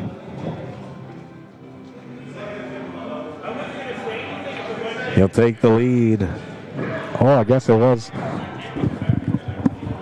What was the score? Was it 5-4? 4-3. It was, oh, so you won 4-3? I thought you guys were playing the same on the B side. Yeah, but no, it's Oh, because he'd say, 5-5 on the A side. yeah, that's what I thought. So originally I put a 4, but then I went to see Kevin, and Kevin's like, oh, they're playing the same on the B side. Oh, well. Yeah, it doesn't matter. The match is over anyway. Good job, man. Played a risky shot there with that side pocket there. I knew that was to keep on this side, it would be close, right? But Yeah. not that close. Yeah. Well, and he Right there on the 14, so I could have it to the side, the other one, right? Yeah. Nice, easy. well, when you first hit that horn and then you took that 14 and you play the horn again, I was like, oh my God, this guy's crazy. Like you don't flirt with that pocket twice in a row, but you did. Good job, man. All right, so now I got to find out my next match, which I had no idea, but I'm going to go update the scores, and I'm going to find out who it is. So, Blake, here's your chance, buddy. You were asking me about putting compilation number 3 up again so you can see and decide the shot. So, I'm looking for people's opinion here on this shot. Tell me which is your favorites. Up to 4 shots. Each of the shots that are coming up are numbered. So, you'll see like 32, so-and-so, this is what they did. 33, so-and-so did, this is what they did. 34, so-and-so, this is what they did. 35, Johnny Baptiste, double bank side. I remember that shot, so that's why I said that one. But yeah, so I'm looking for your opinion. I got a tied situation here between all these clips, and I need to find the top 10. So you guys can help me decide the top 10 today by picking up to 4 from compilation number 3 coming up right now. And I'll be right back. Maybe if you're born here, you're automatically born with extra. What a shot!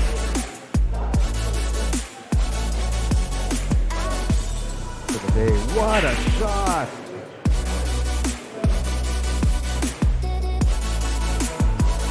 Look at that shot.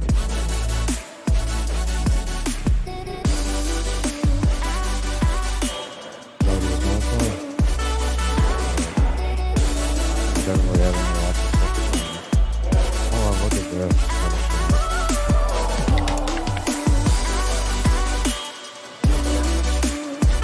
Oh, what a shot it was. Go for a quick shot here. Oh, and look at that shot. Oh, wow.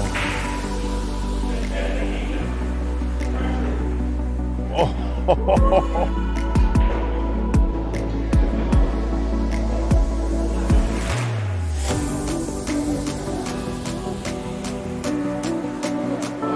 the shot, what a shot.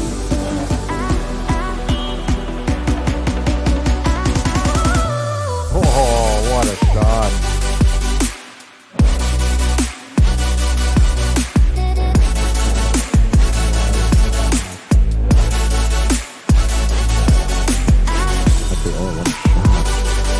Get in there. What a shot. Look at this shot. This is a beautiful shot. I love this shot.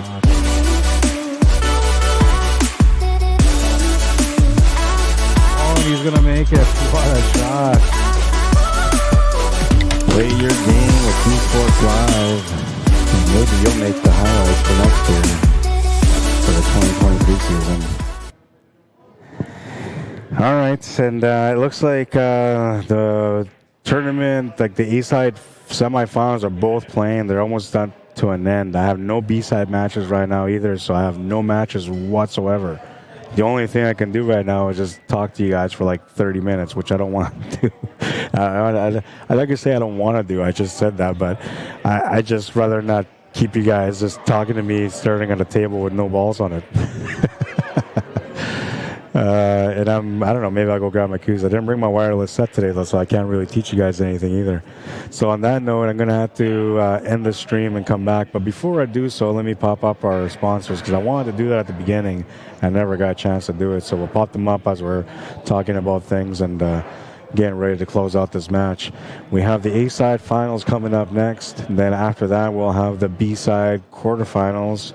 Well, maybe not the A-side final next. We might hold off on that. So we might start off with the B-side quarterfinals, the B-side semifinals, the A-side final, then the B-side final, and the championship match. That's the way it might work out. Yeah, what else do we got? Thank you for those of you that took the time to comment on the numbers, by the way. I appreciate it. It really, really helps. Like, even if you just vote for one of those shots, it might be enough to separate the 4 shots that are tied up right now. There's 4 shots that are tied, and I need to separate them because I have there's I think it was 11 or 12 shots on that last one, on that compilation 3. Maybe it was more. Wait, it was 32 to 48. So 16 shots. And out of the 16 shots, I asked for people to pick 4. I have 8. 4 of them are tied. No, 4 of them are tied, and the other ones, well, depending what happens with the other ones, it might overpass those ones. So your opinion was definitely going to help me out here. And Blake Holmes says, yep, number 40, butt kick, bank, carom, long the corner, no jump, great shot. Yeah, that was Randy Baggett, man. Honestly, it just looks like it was such an easy shot that, you don't really appreciate it, but there was a real beautiful shot behind it. And that's one of the shots, so that's gonna help separate that one a little bit ahead now.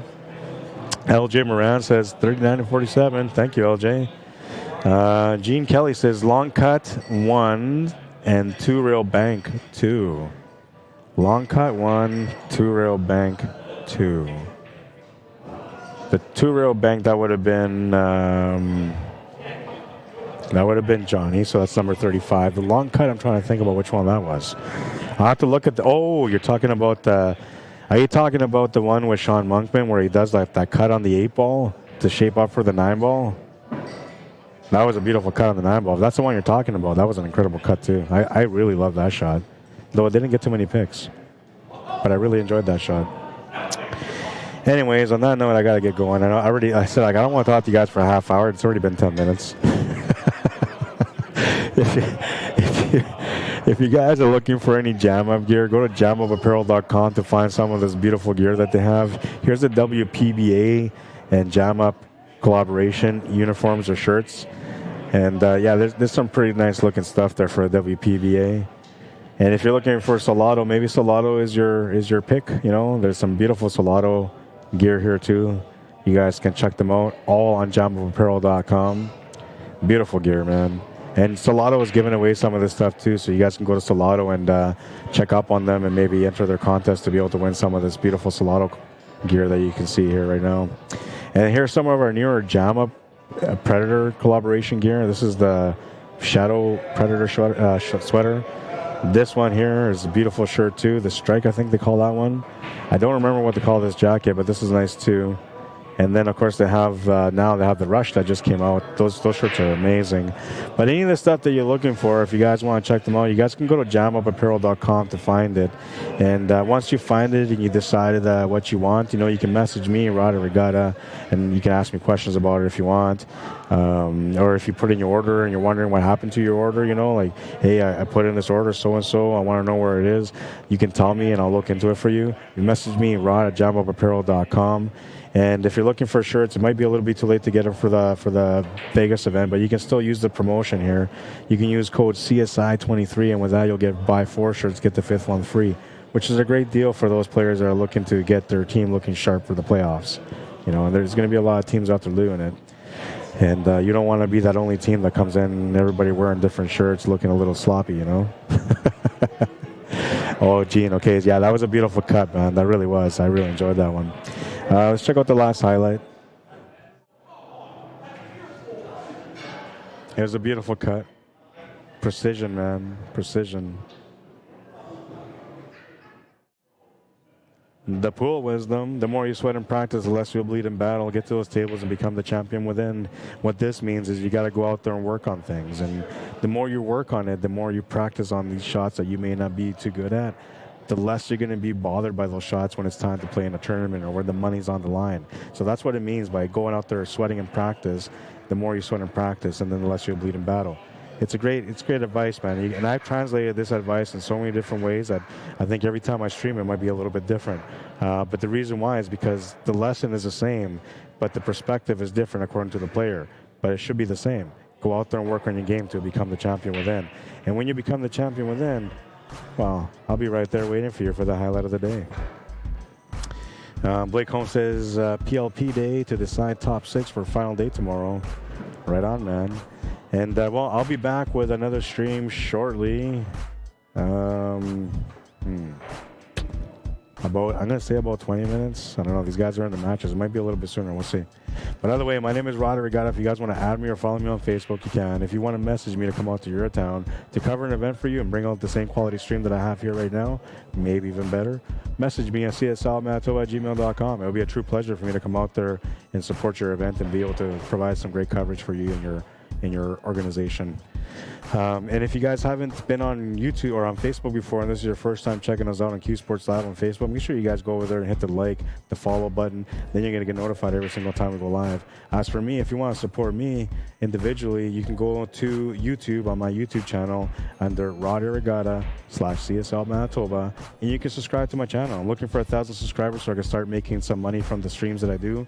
Maybe eventually get some advertising in there and like from the YouTube advertisers so I can make some income from there. That's all the stuff that you can do by supporting my subscription on my YouTube channel. But you know, you don't have to do it if you don't want to. But I'll tell you right now, if you want to support people that love what they do and you want to support people that are passionate about what they love, well, I'm that guy. You want to support me. Anyways, I'll be right back with another stream, guys. Thank you for tuning in. Thank you for liking and sharing the stream. I will be back. in about 10 minutes or 15. Cheers.